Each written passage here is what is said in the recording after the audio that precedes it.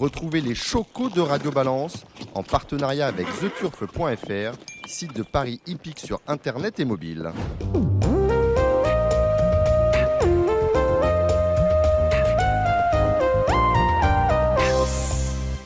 Bonsoir, je suis Dominique Cordier, vous êtes sur Radio Balance, nous sommes au Cardinal, la brasserie Le Cardinal chez Ludo, 5 place de la Porte de Saint-Cloud, Paris 16e.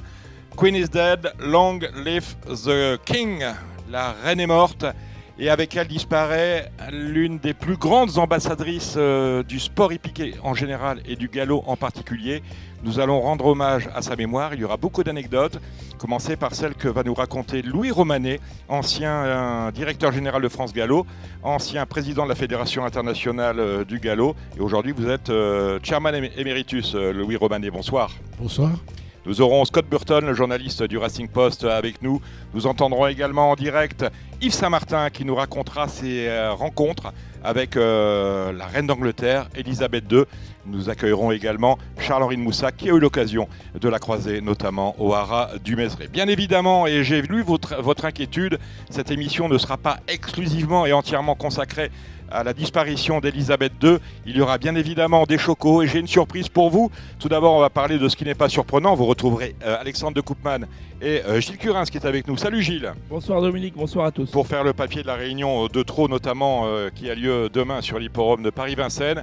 Mais je vous annonce le retour de Cédric Philippe. Il sera avec nous pour décrypter les courses de galop. Vous savez que dimanche, il y a les Arc Trials, les journées préparatoires de l'Arc de Triomphe.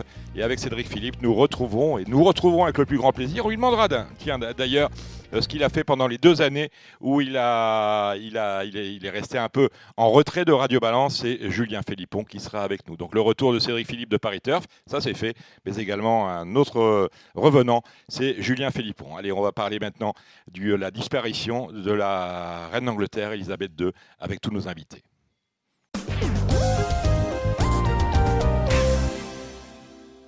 Scott Burton, vous êtes avec nous, journaliste écossais. Vous travaillez notamment pour le Racing Post. Vous êtes correspondant en France pour le grand quotidien britannique. Est-ce que la nouvelle de la reine vous assure la disparition de la reine, la nouvelle de la disparition de la reine vous a surpris, Scott? C'est quelque chose qui est toujours choquant, mais on peut pas dire que c'est une vraie surprise. C'est une personne de 96 ans, qui a vécu une vie magnifique comme reine et comme supporter de course et de l'élevage. Pareil. Donc, c'est assez choquant. Le chose qui m'a vraiment impressionné, c'est que d'être à l'étranger et de regarder pas juste les chaînes des actualités, mais toutes les grandes chaînes hier soir qui ont changé leur programmation, qui donnent toutes les nouvelles des développements au château de Balmoral et à Londres, à Buckingham Palace et tout ça. Et ça vraiment, ça a touché tous les pays du monde. C'est pour nous restons un petit pays aujourd'hui. C'est pas quand les années de British Empire et de voir ça sur Antenne 2, TF1 et tout ça, c'est assez émouvant. Dites-moi alors, ce qui a changé aussi, c'est qu'aujourd'hui on a annulé toutes les courses en Angleterre. La question on se pose, on va poser la même question à Louis Romanet, ancien président de la Fédération internationale. Comment vont se passer les choses? On va être un peu terre à terre pour les courses anglaises par rapport à la disparition de la reine. Là, on est dans le cadre ce que vous appelez le London Bridge. Comment vont se passer les choses pour les courses? Il n'y a pas eu de course à Saint-Léger aujourd'hui, on n'aura pas demain. On n'a pas de jockey, alors que ce sont les Arc Trials qui nous attendent dimanche à Longchamp. On n'aura pas de jockey anglais au départ des courses. Combien de temps cette période de deuil?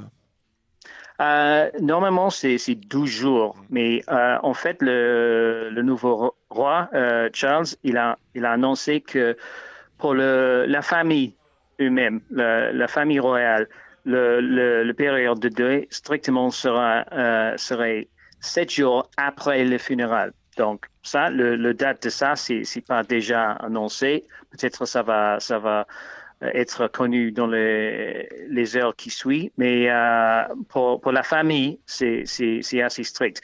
pour le pays plus globalement, je pense que les choses vont reprendre probablement le départ de la semaine prochaine, mais il y aura une deuxième arrêt pour le jour de funérailles. Ça, c'est normal. Donc, les funérailles, c'est dans 10 jours, hein, on est bien d'accord? Oui, quelque chose comme ça. Ce sera bon, après le date de décès, donc en visant dimanche, lundi, pas prochain, mais la semaine après. Donc, on est un peu en flux entre les deux dates, mais le course va reprendre le dimanche. Il y aura le réunion à Doncaster, c'est décalé par un jour et ça reprend les grandes courses de vendredi aussi. C'est-à-dire qu'on a tout décalé dès dimanche, on va rattraper les courses qu'on a perdues aujourd'hui, c'est ça que vous nous dites? Les courses de groupe, oui, et les grands handicaps. Donc, il y aura une réunion de 9 courses. Ça c'est pas très anormal en France, mais c'est beaucoup pour nous. Donc, et il y aura 5 sur la chaîne générale ITV. Donc, ça, c'est quelque chose pour rattraper ça. À l'époque, il y avait une année avec le Saint-Léger qui a été décalé par 7 jours, mais ça, c'est pas un problème avec le terrain. À Doncaster, il y avait des trous dans la piste et c'était décalé le week-end qui suit à Ayr en Écosse. Mais non, un jour, ça pèse pas grand-chose sur le planning des traîneurs et des entraîneurs et des jockeys et tout ça. C'est le dimanche, c'est pas notre grande journée. Donc, sauf que ça fait des problèmes avec les jockeys prévus pour le deuxième journée de Irish Champions Weekend à Okura et, comme vous dites, à Longchamp aussi. Donc, c'est ça, on a effectivement dimanche les Irish Champions Stakes Okura, vous venez de le dire, et on a les préparatoires de l'Arc à Longchamp. Dites-moi, Scott Burton, donc la reine est décédée dans son haras à Balmoral. C'est une femme qui a été guidée toute sa vie par sa passion, pas seulement pour les chevaux de course, mais tous les chevaux. Elle avait ses poneys Shetland, hein, je crois, à Balmoral, une race pour laquelle elle a fait beaucoup. Cette passion des courses, elle la tient de son père, qui lui-même la tenait de George V, le grand-père d'Élisabeth, qui lui-même la tenait d'Édouard VII, l'arrière-grand-père d'Élisabeth. Je le disais, vous me dites comment, Long Life to the King? Long live to the King. Est-ce que Charles III va reprendre les couleurs familiales de la même manière qu'Élisabeth II avait repris exactement les mêmes couleurs que son père? Oui, je suis quasiment sûr que c'est très fameux kazakh va rester dans la course. Charles, il n'est pas assez passionné que sa mère, mais il est entouré par des enthousiastes, pas peut-être par les gens qui ont le même connaissance qu'elle a appris oui, pendant. Elle connaissait je ne vais pas vous dire qu'elle connaissait le studbook du pur sang par cœur, mais en tout cas, elle en savait long, comme diraient les jeunes, sur le sujet. Charles, c'est pas ça, on était plutôt sur un passionné de polo, ça on le sait. Oui, c'est ça, mais la nouvelle reine consort, plutôt connue comme Camilla, elle est passionnée par les chevaux de toutes les races et elle connaît les courses assez bien. Il y a aussi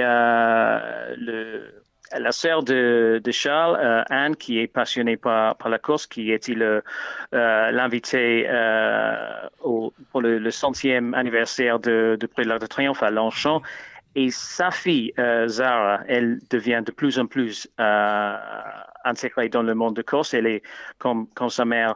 Elle a commencé avec le cours complet. Elle a fait les Jeux Olympiques comme sa mère, mais elle devient de plus en plus fascinée par les courses. Donc, j'ai l'impression qu'on aura un Royal Ascot et un procession de carrelage et tout ça, peut-être pas dans exactement le même esprit, mais au même allure, mais ça va perdurer, je pense. Est-ce que vous êtes d'accord avec ce que vient de nous dire Scott Burton, mon cher Louis Romanet?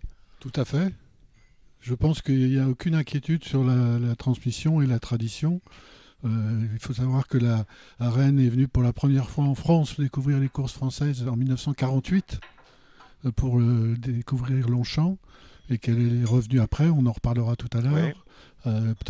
Sur différentes visites, mais il est clair que quand elle est venue toujours avec le duc d'Édimbourg. Le duc d'Édimbourg, c'est plutôt les attelages, la princesse Anne, c'est plutôt le concours hippique, les concours complets. Et la princesse Anne qui a dû être présidente d'ailleurs de la FEI à un moment donné. Absolument, qui a été présidente de la FEI, et quand elle est venue à Longchamp, j'ai déjeuné à côté d'elle, et on a longuement parlé de son intérêt pour continuer l'activité. Et je pense qu'il n'y a aucune inquiétude à avoir, et Scott a tout à fait raison. D'accord. Dites-moi, Scott, le rêve de la vie n'aura jamais été exaucé. Le rêve de la vie d'Elisabeth II, c'était celui de gagner le Derby d'Epsom. Ses couleurs n'ont jamais brillé dans le Derby. En revanche, elle a gagné toutes les grandes classiques anglaises. Oui, c'est ça. Elle a une demi-guinée, mi-guinée avec Highclere qui a par la suite a gagné à Chantilly le prix de Diane. Et Dunfermline, dans une année de merveille, en 1977, c'était l'année de son jubilé d'argent pour fêter ses 25 ans au trône. Elle a gagné, Dunfermline, elle a gagné les Oaks à Epsom avec Willie Carson, et par la suite, elle a gagné le plus vieux classique chez nous, le Saint-Léger sur Saint-Léger de Doncaster. Absolument. Donc, il y a un certain rythme dans l'histoire des choses comme ça. Et bon, le Derby, ça lui échappe. Elle a passé à côté 2 fois, notamment 2011 quand Carlton House était 3e, très proche à la Français, aux Français pour moi, pour André Fabre et Michael Barcelona. Et avant ça, c'est l'année de sa coronation en 53. Elle a Auréole qui était 2e derrière Pinza, qui c'était une histoire un peu marrante parce que notre grand champion jockey Gordon Richards, il devient Sir Gordon Richards. Il a été ennoblé juste avant le Derby, et juste avant c'était la même semaine que sa coronation. Et en fait, c'était lui qui a participé à beaucoup de reprises de Derby sans succès, et c'était lui qui a gagné, et c'était Auréole dans les Casaques royales qui était 2e. Donc jamais un gagnant de Derby, mais beaucoup d'autres grandes victoires, et il y a l'impression sur l'histoire des courses énorme. Et justement, on parle d'Auréole, a gagné la Coronation Cup, mais également les King George VI et les Queen Elizabeth Stakes. Donc, si j'ai bien compris, pour résumer votre propos, là, on est en deuil, 10 ou 12 jours. Ensuite, on a 7 jours, un deuil qui est spécifique à la famille royale. Donc, on peut estimer que l'Arc de Triomphe est sauvé, parce que j'entendais parler à Longchamp, où il y avait course hier, que on aurait peut-être moins d'anglais à l'Arc qu'il y en aura, et on retrouvera tous nos jockeys de la famille royale pour les Champion Stakes d'Ascot à la fin du mois d'octobre. Nous sommes d'accord avec ça, Scott? Oui, je pense qu'il n'y a pas de doute pour la participation de prix de l'Arc de Triomphe. Je pense globalement le pattern européen, ça va durer. C'est pas une menace pour l'instant. En fait, le protocole, c'est plutôt pour la famille et pour les grands départements de l'État. Pour les sports, c'est une choix. On peut communiquer avec tous les dirigeants des grands sports. Par exemple, tous les matchs de foot sont annulés demain, mais le rugby, ça continue. Il y a un grand championnat de golf à Wentworth. Ça, c'était annulé. Le deuxième tour, c'était annulé aujourd'hui. Ça reprend demain. Donc, il y a une différence entre les sports. Les courses sont très, très proches, comme nous disons, ils sont très proches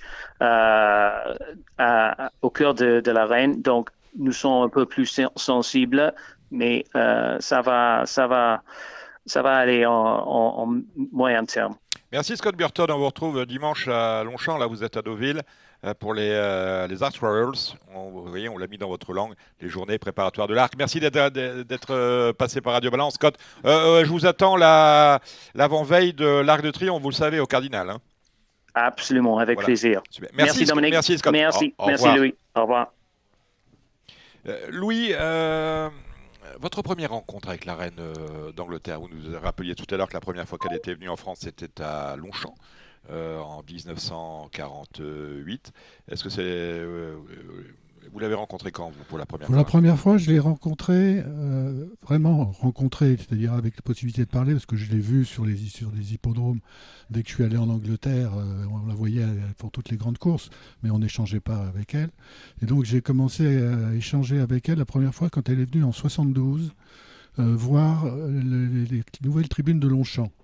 Elle avait été invitée quand on avait inauguré, elle n'avait pas pu venir. Mais mon père avait déjà, il faut savoir que mon père a eu des liens préalablement à mes contacts personnels, parce qu'on a eu une partie où on travaillait en binôme, ensemble tous les deux.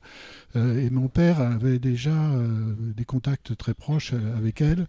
Et c'est lui qui, avec Marcel Boussac, l'a reçu, et moi qui étais dans l'équipe d'organisation, qui l'ont reçu pour cette visite inaugurale de Longchamp. Et c'était tout à fait un signe de la façon dont elle appréhendait sa passion, puisque en fait elle avait demandé la possibilité, elle était invitée par une visite officielle, et à l'occasion de cette visite officielle, elle a demandé à ce qu'on inscrive dans le programme une journée de course à Longchamp. Et on n'avait pas de journée de course à Longchamp à organiser. Donc c'est moi qui ai été chargé de proposer une solution, et j'ai proposé qu'on crée une course qui s'est appelée la Coupe de Sa Majesté la Reine Elisabeth II, qui a été gagnée par une jument de la famille Battiani, et qui était donc là pour célébrer sa visite à cette occasion. Et il y a une chose extraordinaire, c'est qu'il y a eu ce jour-là 2 heures de télévision en direct sur la Une. Donc il a fallu que la reine d'Angleterre se déplace pour que la première chaîne diffuse pendant 2 heures les courses de Longchamp. Ça restera dans les annales. Oui. Mais ça dit tout. Ça dit tout. À cette occasion, on lui a présenté le projet, donc on l'a fait parvenir avant. Elle a tout de suite donné son accord en disant qu'elle apporterait l'objet d'art. On n'avait pas l'intention de lui demander de l'apporter, on voulait l'offrir, mais elle souhaitait absolument que ce soit elle qui le choisisse et qui l'offre. Donc c'est elle qui l'a remis à la comtesse Battiani. Et ça a été une occasion pour moi, pendant cette journée, de changer à 1 ou 2 reprises dans l'après-midi. Donc c'est vraiment la première fois, et j'ai accompagné mon père et Marcel Boussac avec elle pour faire toute la visite des infrastructures de Longchamp.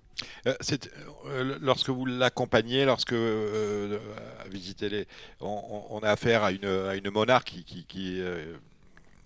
qui vient en course, où on a affaire à une vraie femme de cheval. Une femme de cheval.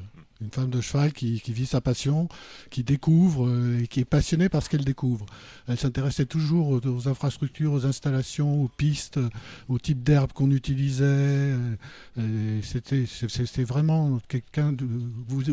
Je vous donnerai d'autres exemples quand j'ai été notamment déjeuner à Windsor, au château de Windsor, mais c'était vraiment une passion qui s'exprimait. Très bien, Louis. On va faire une petite pause. On va appeler Yves Saint-Martin.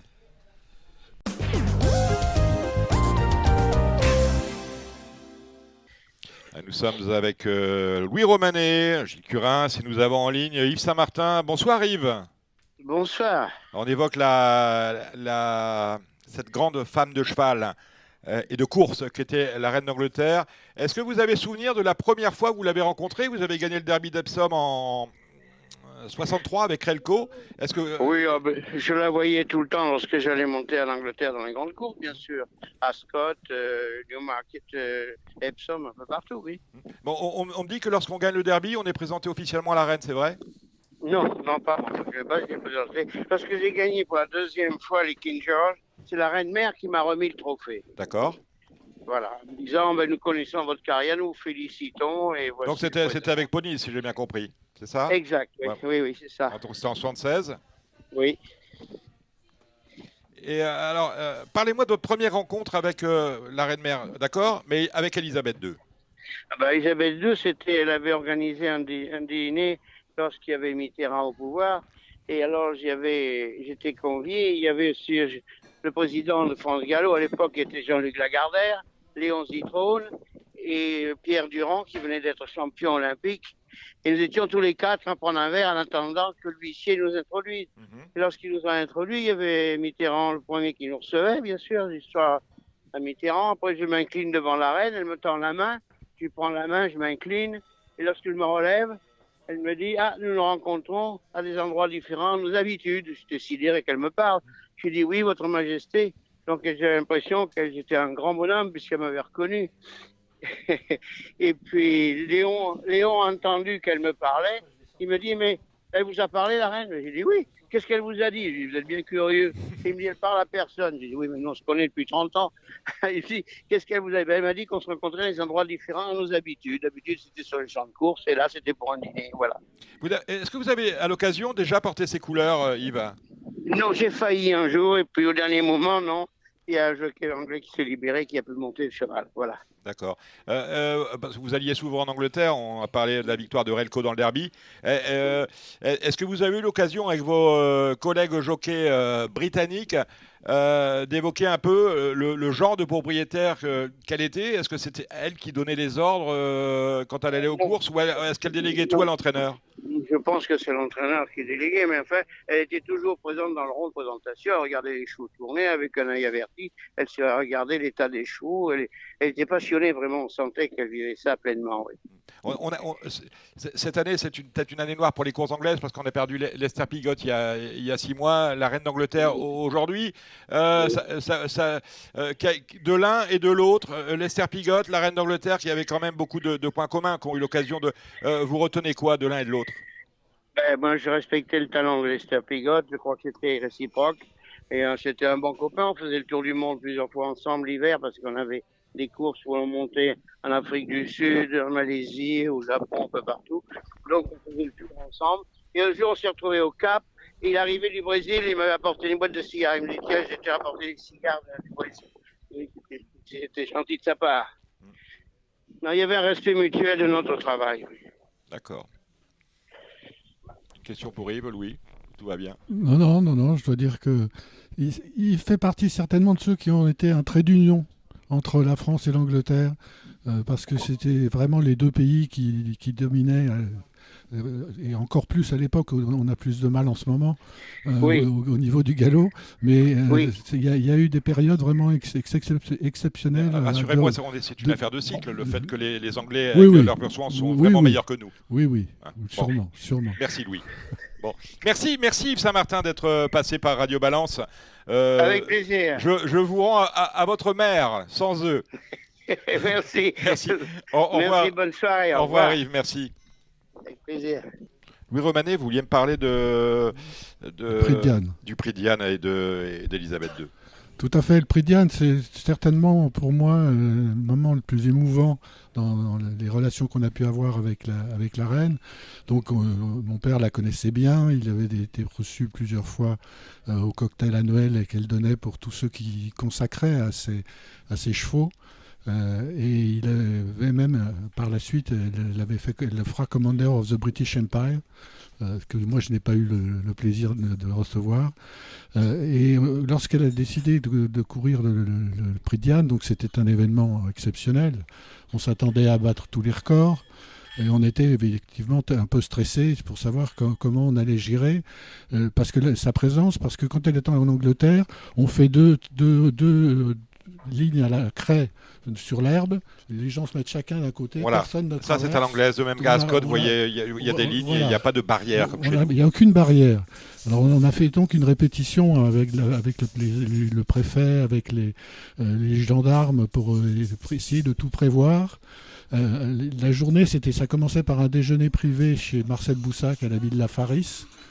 Et ensuite, elle venait à travers le centre d'entraînement, lui faisait voir les pistes dans sa Rolls, et elle arrivait, c'est la première fois qu'une Rolls allait rouler sur la piste de Chantilly, puisqu'il est venu la déposer devant la grande tribune. Et donc, le problème qu'on avait, c'était le problème de circulation, essentiellement, parce qu'il y avait bien sûr les paparazzis étaient complètement déchaînés pour essayer d'avoir un scoop, et on savait que si jamais elle gagnait, il le serait encore plus. parce que c'est la photo que tout le monde voudrait avoir. Et finalement, tout ça s'est bien passé. On a expliqué aux gendarmes, on a trouvé une idée qui était de faire un cordon mobile. C'est-à-dire qu'ils tenaient une corde et ils se déplaçaient en même temps que les cortèges des officiels. Et donc la course se passe. J'étais derrière elle, dans la tribune, la petite tribune de Chantilly, la petite tribune des professionnels, et on la voyait petit à petit, parce que la jument, on se rendait compte qu'elle allait être à l'arrivée, puis après qu'elle allait être placée, puis après qu'elle allait gagner, et elle a encouragé, avec forte voix, elle a encouragé sa jument et son cheval.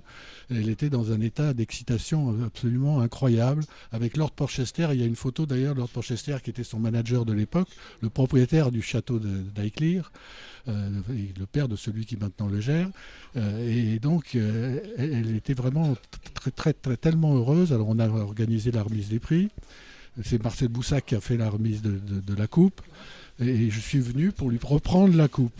Et elle me regarde et me dit, monsieur Romanet, pourquoi vous me reprenez la coupe? Je lui dis, madame, parce que nous allons faire graver cette coupe au nom de votre jument et en votre nom, pour que vous puissiez après la mettre en bonne place dans votre collection de trophées. Elle m'a dit, mais non, pas du tout, je veux ma coupe, vous la donnez à mon secrétaire qui est à côté de moi, parce que je vais donner ce soir un dîner au château de Windsor, je veux que la coupe soit au milieu, et ne vous inquiétez pas, monsieur Romanet, nous avons de très bons graveurs en Angleterre. Et ce sont eux qui ont gravé la coupe. Qui feront graver la coupe et qui se substitueront à vous. Et elle a été ravie, j'ai remis le... Et après on est parti, elle a fait ce qu'on avait prévu, elle a demandé à aller voir sa jument pour aller la remercier d'avoir remporté. Et on est parti, et ça a été la cohue avec les journalistes, et quelque chose d'absolument incroyable. Vous imaginez des paparazzis en liberté, la reine étant là. Les paparazzis, à l'époque, est-ce qu'on avait déjà Sydney sur les hippodromes qui donnaient de la voix? Il fallait... Non, il n'y avait pas Sydney. Il n'y avait pas de Sydney. Et donc, elle est allée saluer sa jument, et après on l'a raccompagnée, elle est repartie. L'avion a décollé, et elle a pu faire son dîner avec sa remise de prix. Donc c'est un grand souvenir, et je pense que c'est pour elle certainement la plus grande joie qu'elle a eue avec les courses françaises. À Epsom, on avait édifié une nouvelle tribune qu'on a appelée le Queen's Stand.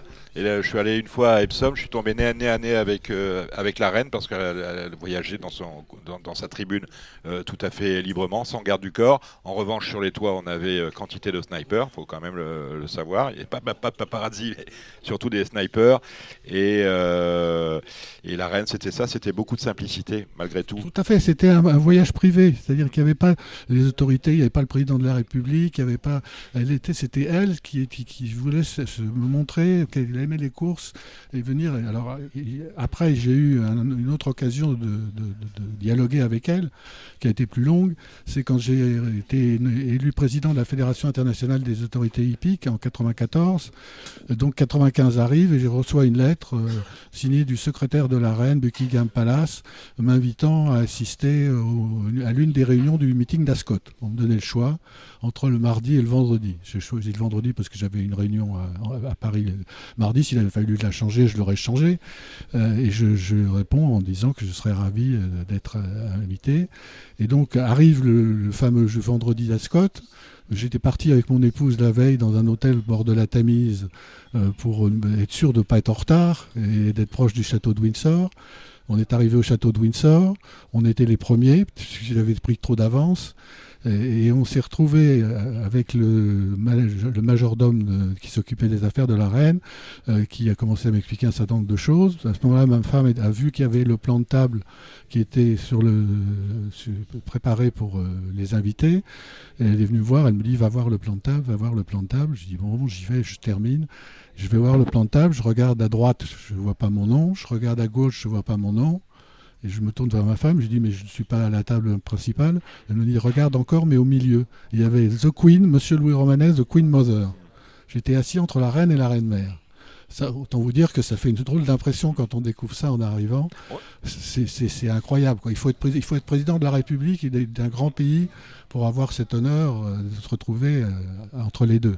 Et donc on a déjeuné, elle a commencé à me parler en anglais, quelques phrases, et puis elle m'a expliqué que j'allais parler avec elle pendant la première moitié du repas, et ensuite avec sa mère pendant la deuxième partie du repas.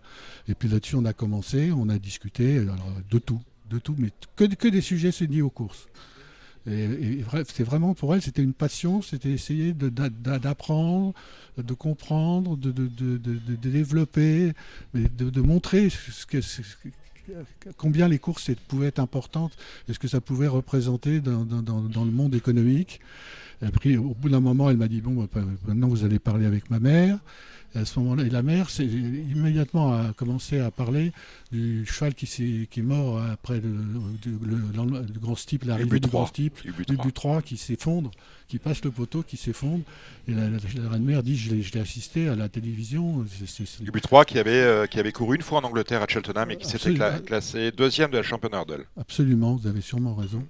Et donc elle était extrêmement émue et c'est là qu'on a vu qu'on voyait commencer à apparaître le bien-être des chevaux devenait une préoccupation. Elle était déjà beaucoup en Angleterre, mais ça devenait de plus en plus.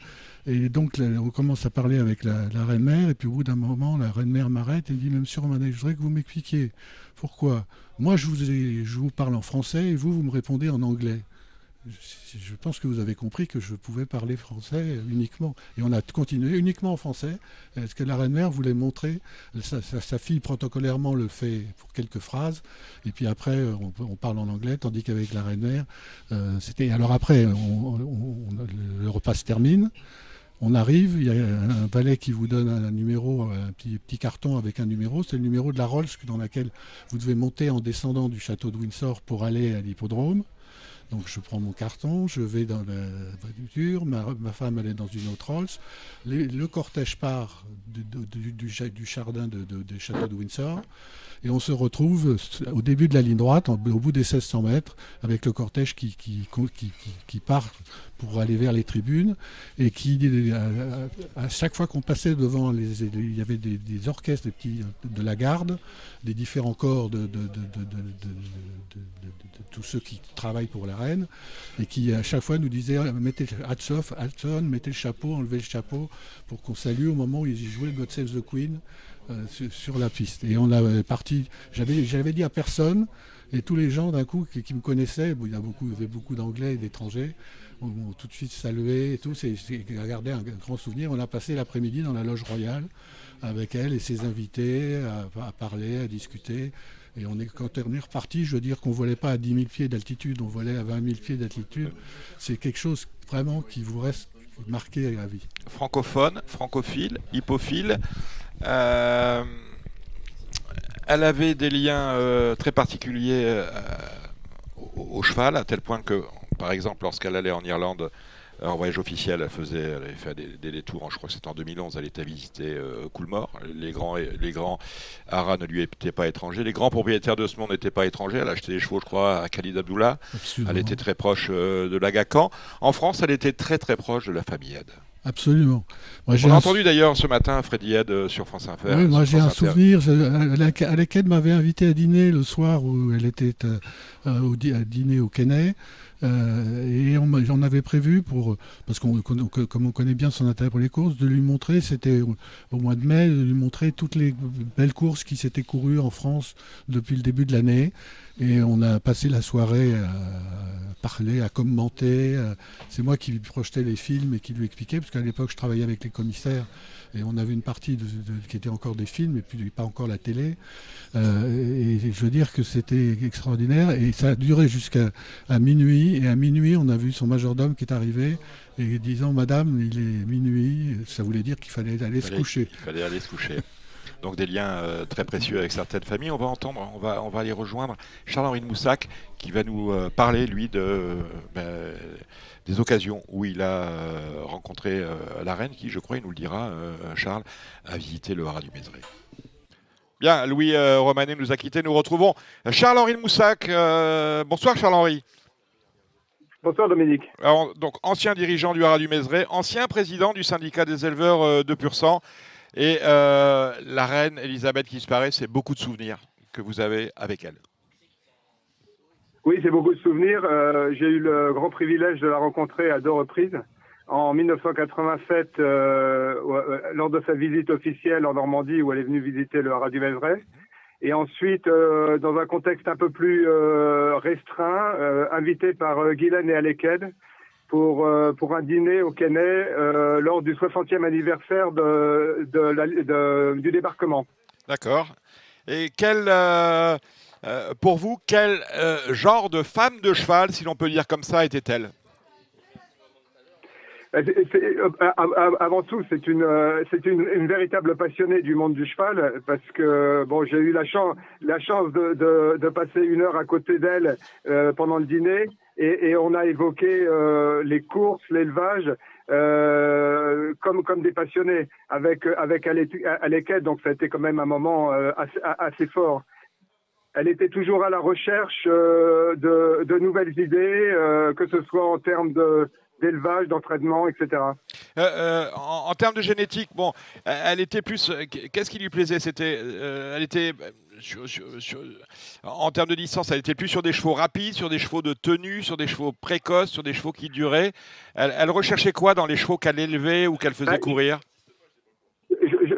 Je pense qu'elle avait quand même une tendance à élever des chevaux classiques, le Derby d'Epsom, auquel elle assistait. On l'a dit avec Louis, c'est la course même... après laquelle elle a couru toute sa vie sans jamais parvenir à voir l'un de ses pensionnaires gagner. Voilà, mais je pense qu'elle était tout à fait consciente de l'impact du sang américain, de la vitesse, de la précocité, et qu'elle essayait, comme tout éleveur, de ramener de la vitesse et de la précocité sur sa jumenterie. Et d'ailleurs, le meeting de Royal Ascot, dont elle est la personnalité, est quand même très axé sur la précocité et les courses de vitesse. D'accord, on l'a vu d'ailleurs justement remporter les Queen Elizabeth Stakes dans les années 70. On a évoqué ce souvenir-là avec Louis Romanet et Yves Saint-Martin. Et ensuite, vous disiez vous aviez été invité par Alec et Gillenhead pour les 60 ans du débarquement au haras du Kenney. Voilà. Gillenhead m'a appelé en me disant voilà, nous donnons un dîner pour la reine à l'occasion de sa venue pour l'anniversaire du débarquement. Et est-ce que vous voulez, est-ce que ça nous ferait plaisir de vous avoir? Donc nous y sommes allés, mais nous pensions que c'était un dîner un peu plus important. Et en fait, on était une douzaine. Il y avait donc Guylaine, Alec et une partie de sa famille. Et donc je me suis retrouvé assis à la droite de la reine pendant tout le dîner, Alec à sa gauche, et on a évoqué beaucoup de l'élevage et les courses. En guise de conclusion, Charles. Henri, on a commencé avec ça, avec l'histoire de la filiation d'Édouard VII à Élisabeth II, et aujourd'hui Charles III qui risque, et Louis Romanet autant que Scott Burton en était d'accord, qui sans doute va perpétuer la tradition familiale, royale de cette grande casaque de course. Est-ce que vous avez eu des relations avec Charles III ? Non, pas du tout. Moi, je n'ai connu que la reine. J'ai croisé Charles III à Royal Ascot au mois de juin dernier, où il est passé juste à côté de moi. Mais bon, évidemment, je me suis pas adressé à lui. Voilà, je crois que tout le monde des courses espère que Charles III continuera la tradition des couleurs et d'incarner ce que la reine incarnait à Royal Ascot, parce qu'il y a beaucoup de gens qui investissent pour avoir un partant à Royal Ascot et espérer un jour rencontrer la reine parce qu'ils ont gagné une course. C'est quand même un fait assez important.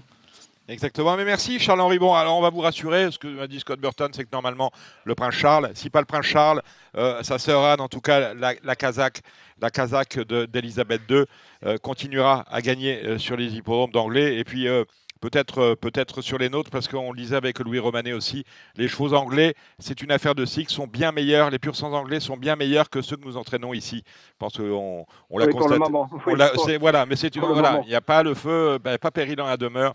C'est une question de cycle. Merci Charles-Henri de nous avoir accordé ces quelques minutes. Et puis, on se voit très prochainement, peut-être dimanche à Longchamp pour les Arc Trials.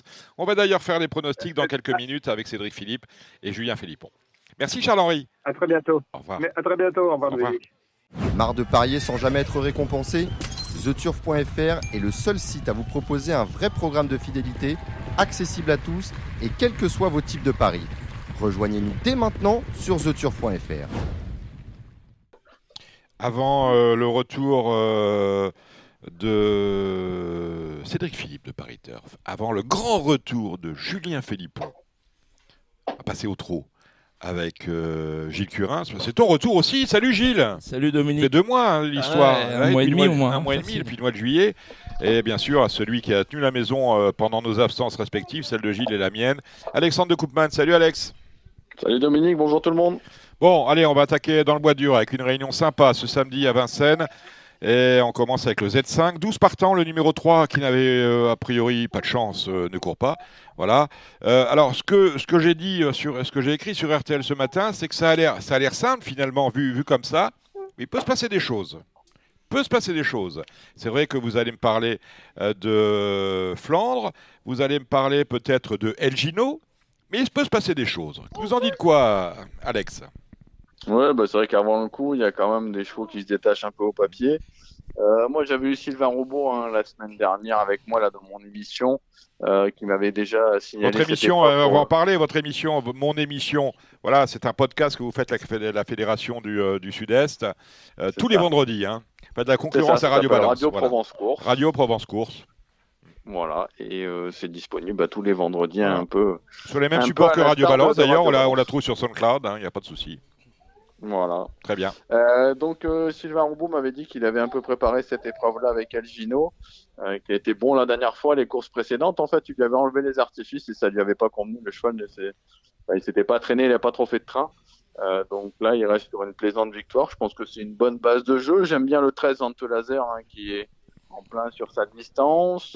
Derrière, on va citer le 6 Flandre que vous avez mentionné, le 7 Fossoyeur. J'aime bien le 12 Giant Shadow, je trouvais que la rentrée était bonne, attention.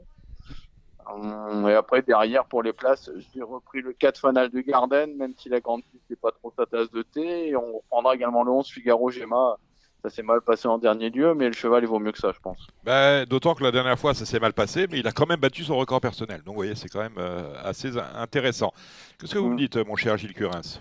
Mais moi, je dis qu'ils vont avoir du mal à battre le 13 Zantelazer, oui. qui représente quand même pour moi le cheval de classe du lot. Oui. Je suis d'accord pour El Gino, qui a été préparé pour ça. C'est pas gênant qu'à 8 ans, on vienne débuter sur la grande piste ?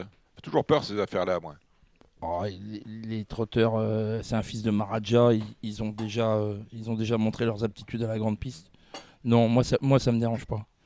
Non, je parle de El Gino qui débute sur la. Oui, parce que je regardais El Gino, fils de Maharaja. Oui. Non, je croyais que vous parliez de Zantelazer. On m'a caché des choses. Je croyais que vous parliez de Zantelazer. Ouais. Ça ne vous fait pas peur, ça, débuter sur la grande piste à 8 ans, Alex ?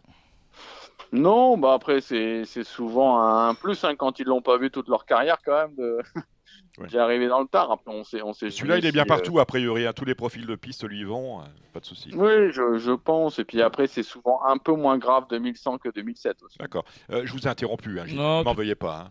Non, je vous en veux pas. Moi, El Gino, je suis d'accord. Sylvain Roubaud se déplace jamais pour rien. Fossoyeur, effectivement. L'autre jour, j'étais à Cagnes lors de sa dernière victoire. Et des tribunes, il a fait une très très bonne impression dans la ligne droite. Il a mis vraiment un bon coup de rein. Donc, on peut regretter qu'il ait un numéro quand même assez en dehors. Il faut tout regretter avec lui, parce que franchement, l'éleveur, je ne connais pas l'éleveur, mais psychologiquement, c'est bizarre d'appeler son cheval Fossoyeur. Non, mais je veux dire, des journalistes, on aurait pu s'associer sur un cheval comme ça. C'est vrai, on aurait pu. Non, mais c'est bizarre, je veux dire, en vrai, tu n'appelles pas ton cheval Fossoyeur. C'est comme il n'y a qu'à mettre Koukébac. Je veux dire, tu en veux aux gens. Tu vois, tu en veux à l'humanité. Promotion de votre activité.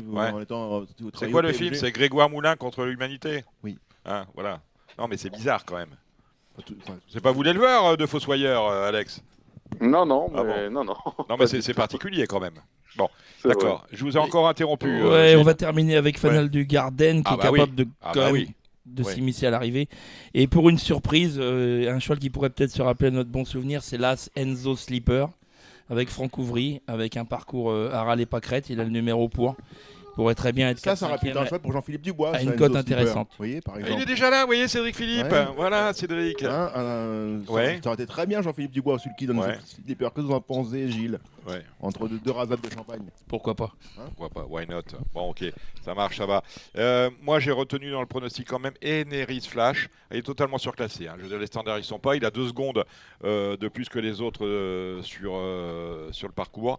Mais les Michel sont un peu en forme et le lot pour moi pas rien d'exceptionnel. Allez, on déroule cette réunion avec le prix Émile Wendling. Belle course européenne pour des 3 ans. Je vous écoute, Alexandre. Ouais, moi je vais racheter le 10, un Jessie Jet. La dernière fois, elle a eu peur du nombre alors qu'elle venait de prendre la tête. Elle était plaquée devant première fois. Je pense qu'elle peut vraiment remettre le pendule à l'heure. J'aime beaucoup également le 12, Justin Bolt. Il finissait très bien aussi dans la course de rêve quand il s'est un peu mélangé les crayons pour finir. Et pour une cote, je rachèterai le 14, c'est Joueuse du Miral qui est plaqué pour la première fois.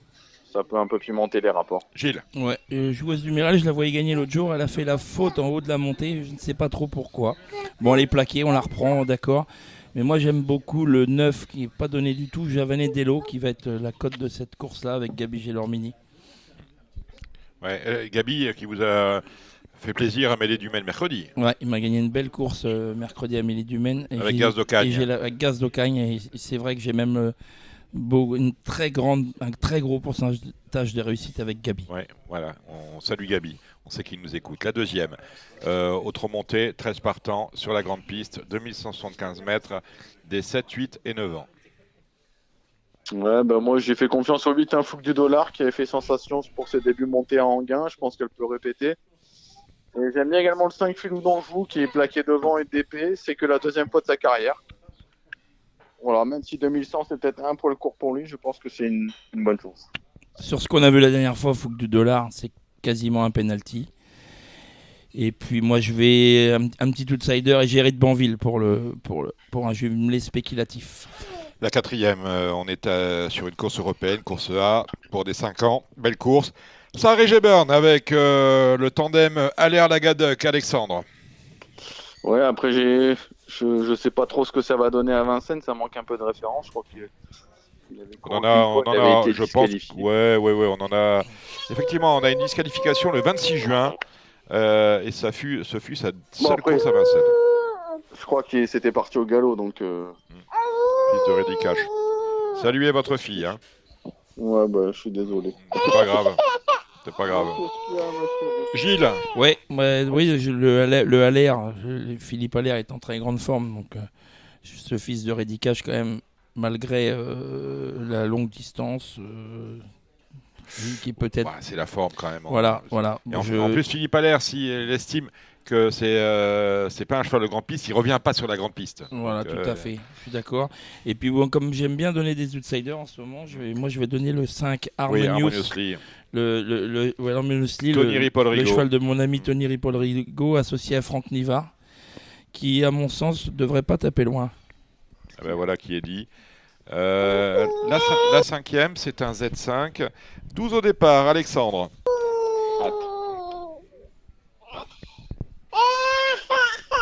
Ouais. Non mais la reine est morte, vive le roi, tu lui dis à ta fille. C'est pas grave. Moi je vois bien Géant Sartois gagner cette course-là. Il est en plein épanouissement. Il est encore drivé par Franck Nivard qui pourrait peut-être faire une très belle journée. Et je pense qu'il est un peu en retard de gain. Je pense qu'il va gagner. Et je me méfie beaucoup de cette course-là. Le pensionnaire de Christian Bijon, le 10 Gamin de Fort. Vous aurez compris en écoutant Gilles qu'on est peut-être sur une grande journée Franck Nivard. Parce qu'il a que des très belles chances. Son agent a fait du très bon travail. Vous avez vu quelque chose, Alexandre, dans ce Z5 ? Est-ce qu'on aurait perdu Alexandre ? Nous avons retrouvé Alexandre de Coupin. Alexandre, le prix d'été, c'est pas mal. C'est dans la veine des prix d'été qu'on a connus ces dernières années. Hein. Ouais, malheureusement, on sait que c'est une épreuve, comment elle est placée dans le programme. On n'a pas beaucoup de partants. Maintenant, on s'y est fait. Évidemment, l'attraction, ce sera la présence d'Étonnant, qui a encore été très bon à Cagnes. Ouais. Voilà, le 9. Maintenant, je suis toujours moins confiant quand je le vois à Vincennes, ce cheval-là. D'ailleurs, il n'a jamais gagné 2007 Grande Piste. Voilà, il a gagné 2008, il a gagné le Prix de Paris. Il est capable de passer la montée, mais c'est vrai que voilà, j'en fais moins un péno sur la Grande Piste de Vincennes. Bon, alors vous êtes en train de me dire faudra pas qu'il tire. Que Gallius va gagner. Étonnant, il a tiré un peu. Je pensais que Gallius peut être un bon suppléant à rapport plus spéculatif. Et en plus, qui sera déféré des 4 pieds cette fois, ce qui devrait quand même bien changer la donne.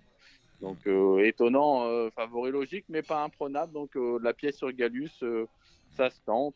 Pour la 3e place, j'aime bien forcément le 7 d'Orgos de Guez. Jean-Michel a dit que le cheval était top. L'année dernière, il était 3e de cette course-là. Voilà, donc ce sera ces 3-là. Bon, très bien. Vous avez vu quelque chose? Ouais, étonnant, faut pas qu'il tire cette fois-ci. Il a couru beaucoup Autostar ces derniers temps. Il retrouve 2007 la grande piste. Donc, il tient tout le temps, je veux dire, le cheval il est tout le temps branché. Ouais, surtout le fait de courir souvent comme ça l'Autostar. Donc j'espère qu'il va pas tirer, et s'il tire pas, il va gagner. Et Degalus, il m'a un peu laissé sur ma fin la dernière fois. Je pense qu'ils ont dû régler ça. Et puis je suis d'accord pour Dorgos de Guez qui logiquement devrait faire l'arrivée. Gilles, une question de galopeur. Un cheval comme Étonnant, tu dis à raison que le cheval a une propension à tirer, mais je le vois toujours muni d'œillères. Est-ce que tu ne penses pas que parfois le fait de ne pas mettre les œillères, c'est pas plus mal en termes en termes de carrière? Le bonnet fermé, hein. Il a souvent un bonnet fermé, c'est pas spécialement pour faire tirer les chevaux. Ça les apaise pas. Le quart d'œillère, oui, mais le bonnet fermé, au contraire, des fois, ça sécurise certains chevaux qui sont voyants, qui sont nerveux, ils sont plus à leur travail en étant moins tendus qu'avec un quart d'œillère. Le fait de ne pas avoir grand-chose, pour toi, ça te rassure? Oui. Tu as plus une propension. T'es pareil le soir. T'aimes avoir les œufs bandés, toi. Une jument comme Gladys Desplaines ou Ulka Deschamps que j'ai eu, c'est les 2 championnes que j'ai eues qui avaient le bonnet fermé. C'était pas pour leur donner du gaz pour les mettre à tirer, c'est le contraire. C'était pour les sécuriser, qu'ils soient mieux dans leur tête et qu'ils soient moins voyants. D'ailleurs, à ce sujet, toi qui es au comité du trot, bon, moi je milite depuis des années pour que vous déclariez les œillères, mais bon, il y a quelques-uns de tes collègues qui se plaisent à penser qu'on fait des réglages au hit. Moi, ça me dérange un peu. Mais la question aussi, une question qui est forte, qui pour moi serait très respectueuse des parieurs, c'est le fait d'avoir des bonnets. Tu sais très bien que les bonnets peuvent être fourrés ou pas. Un bonnet peut être fourré. Un bonnet peut être fraise, cerise. Ouais, non, mais ne plaisantons pas avec l'argent des parieurs. Il y a des bonnets qui sont avec lesquels tu peux entendre, des bonnets qui sont juste des bonnets.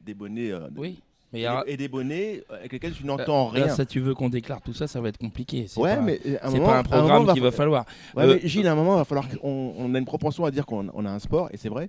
Maintenant, il faut se mettre un peu comme tout le monde. Il faut se dire que quand il y a des oreillettes, comme on dit, si c'est un bonnet où les oreilles sont coupées, et à ce moment-là, tu mets souvent, il y en a qui mettent un débouche-oreille, par exemple.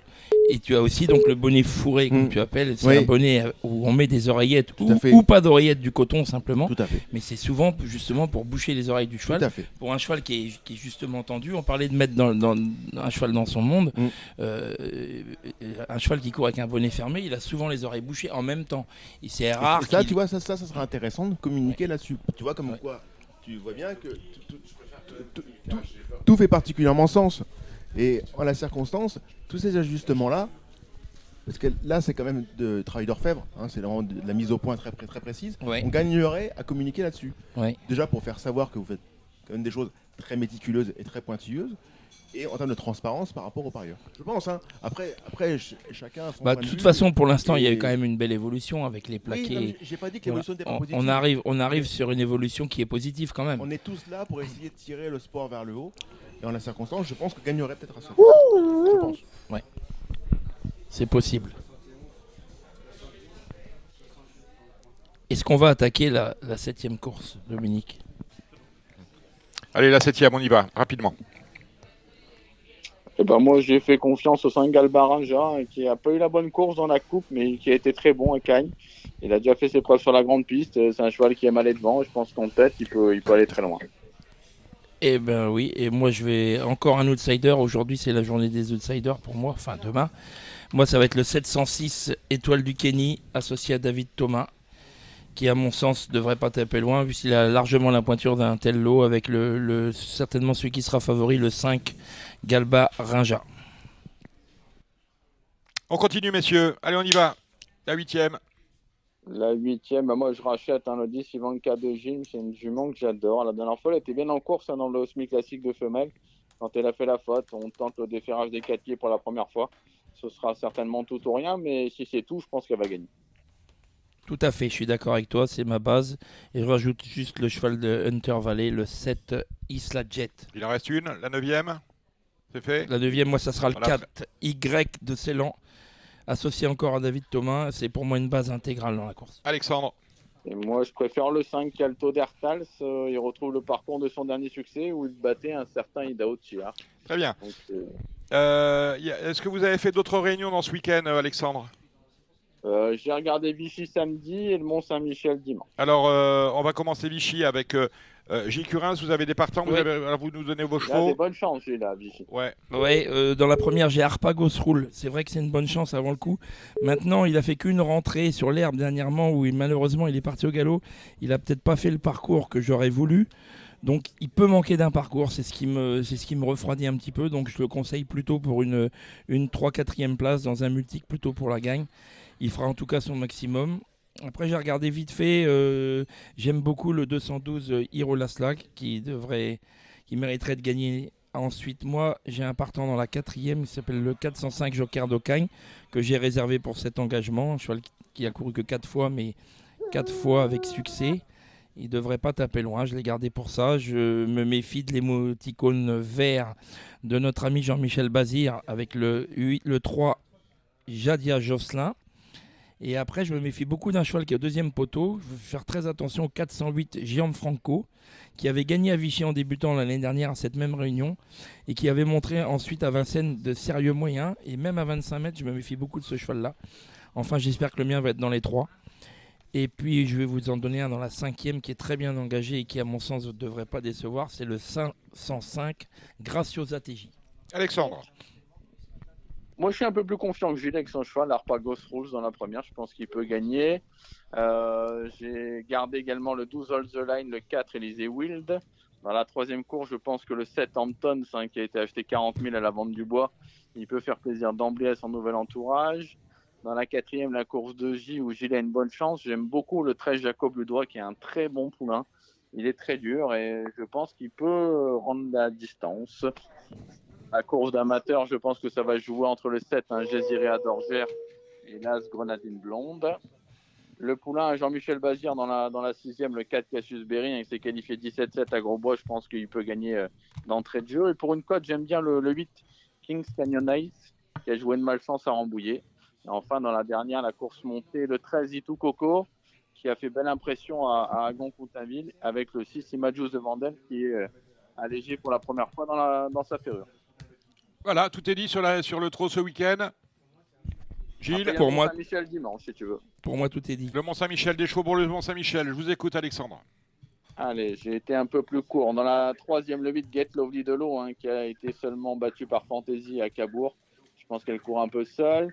Dans la 5e, on supportera le 503 Hawaii pour Moti, qui porte les couleurs de Jérémy, qui vient de s'imposer à Royan avec son apprenti. Dans la 6e, j'aime bien le 10 In Love Réglisse, qui est invaincu, déféré des 4 pieds sous la selle.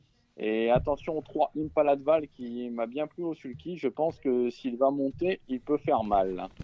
Et ben voilà qui est dit. Merci Gilles, vous revenez la semaine prochaine, je pense que vous serez là. Je reviens la semaine prochaine. Voilà, Alexandre, on vous retrouve bien évidemment. Et je vous donnerai un gagnant. Voilà, écoutez, au moins si on en a un par semaine, c'est magnifique, on met 1000 et puis comme ça, on arrête de travailler. Et Alexandre de Koopman, on vous retrouve également la semaine prochaine, on vous suit sur Radio Provence Sud-Est, c'est ça ? Radio Provence Course. Radio Provence Course, tout simplement que ce Radio Provence Sud-Est. Le monsieur est devenu fou. Allez, maintenant, on va passer au galop avec Julien Philippon. Et vous l'avez entendu, il est là, Cédric Philippe, en chair et en os. À tout de suite. Allez, bon, ouais, j'ai teasé. Cédric Philippe est là. Salut Cédric. Enfin, rebonjour, on vous a entendu. On connaît votre goût pour l'alcool. Voilà, on remercie la direction de Paris Turf de vous avoir fait revenir. Parce que vous avez vu, sur les réseaux sociaux, on en voulait du Cédric Philippe. Je ne sais pas ce que vous leur avez fait, mais... C'est pas sa raison à tort, mais oui, c'était... Non, mais je pense que c'était un quiproquo désormais oublié. Oui, voilà. non, mais voilà, il n'y a aucun souci avec Paris Turf, vous le savez très bien. Évidemment. Mais les gens qui écrivent, où est Cédric Philippe, il faut que Cédric... C'est ses amis à vous Non, c'était des gens aussi qui pratiquent le mutuel. Ils savent très bien qu'ils avaient des chevaux à rayer toutes les semaines de façon sûre. Donc, ils étaient un petit peu en deuil. Vous, c'est un petit retour, parce que la dernière fois qu'on vous a entendu, c'était au mois de juillet. Mais il y a un grand retour. C'est Julien Philippe. Salut Julien. Salut Dominique, salut Cédric. Bon, alors, votre vie a changé. Fini le PMU. Vous continuez Equidia ? Exactement. Voilà, et vous allez reprendre de manière. J'ai déjà repris, mais ça vous a échappé dans l'actualité chaude de la Oui, semaine. il n'a pas été à cran. J'étais à cran, moi. Moi, je suis toujours à cran. Oui, pour d'autres raisons. Pour d'autres raisons. Et vous avez repris votre licence d'entraîneur. Exactement. La dernière fois qu'on vous... Et... Voilà, allez-y, je vous écoute. Ben non, juste le 1er septembre. D'accord. La dernière fois que vous êtes parti à Radio Valence, ça fait exactement 1 an. C'était pour le prix de Diane 2021. Et ben, vous voyez, je suis. Et je pense qu'on vous avez eu également pour le lancement de votre écurie de groupe. Exactement. Expliquez. C'était lié et l'écurie là arrive à peu près à 3/4 de son parcours.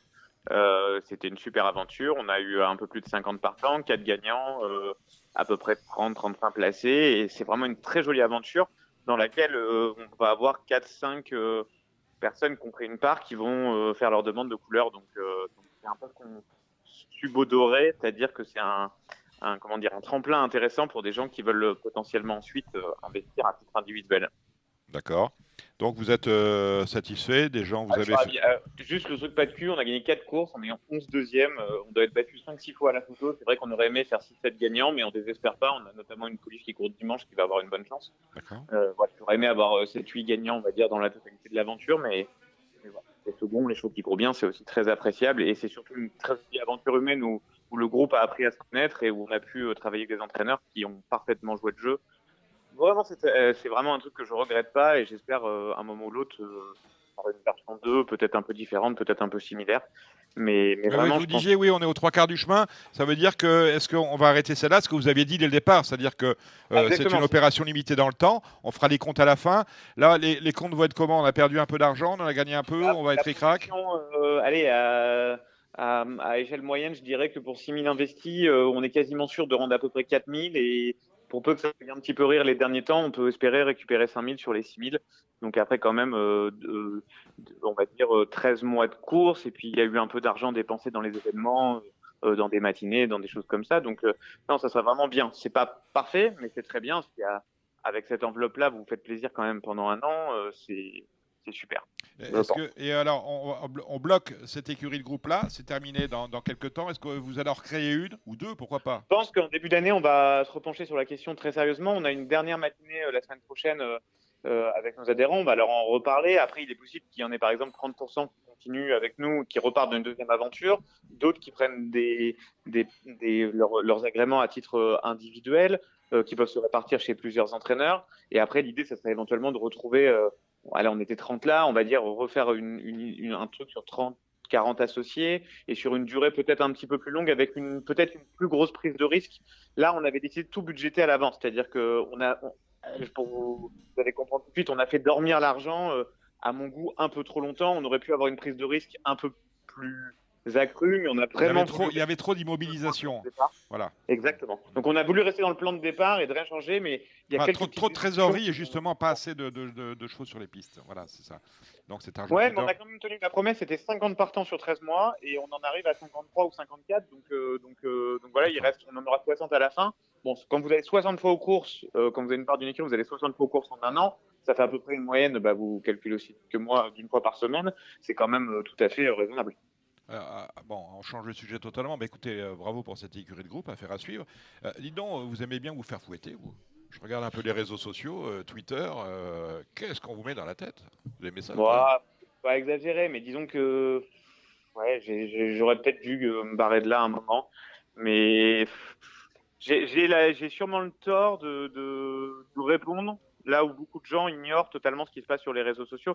Les réseaux sociaux, c'est la vie inversée, en fait. C'est-à-dire que quand, en fait, je sais pas, vous êtes dans une aire du piétonne, si des boutiques vous plaisent pas, vous passez votre chemin, vous rentrez pas dans la boutique pour jeter un caillou. Et les réseaux sociaux, c'est le contraire. C'est le contraire, on insulte le commerçant, il dit tu vends de la merde et tout. Et puis, on peut plus discuter parce qu'il y a des gens en fait qui veulent arriver à un bout. Je vous reprends un exemple cette semaine très précis. Captain qui faisait sa rentrée, Robert Collet interviewé avant la course, il leur dit qu'il dit à la télé qu'il est pas très chaud. Le cheval, il a passé 6 semaines dans un pré du 15 juin jusqu'au 1er août.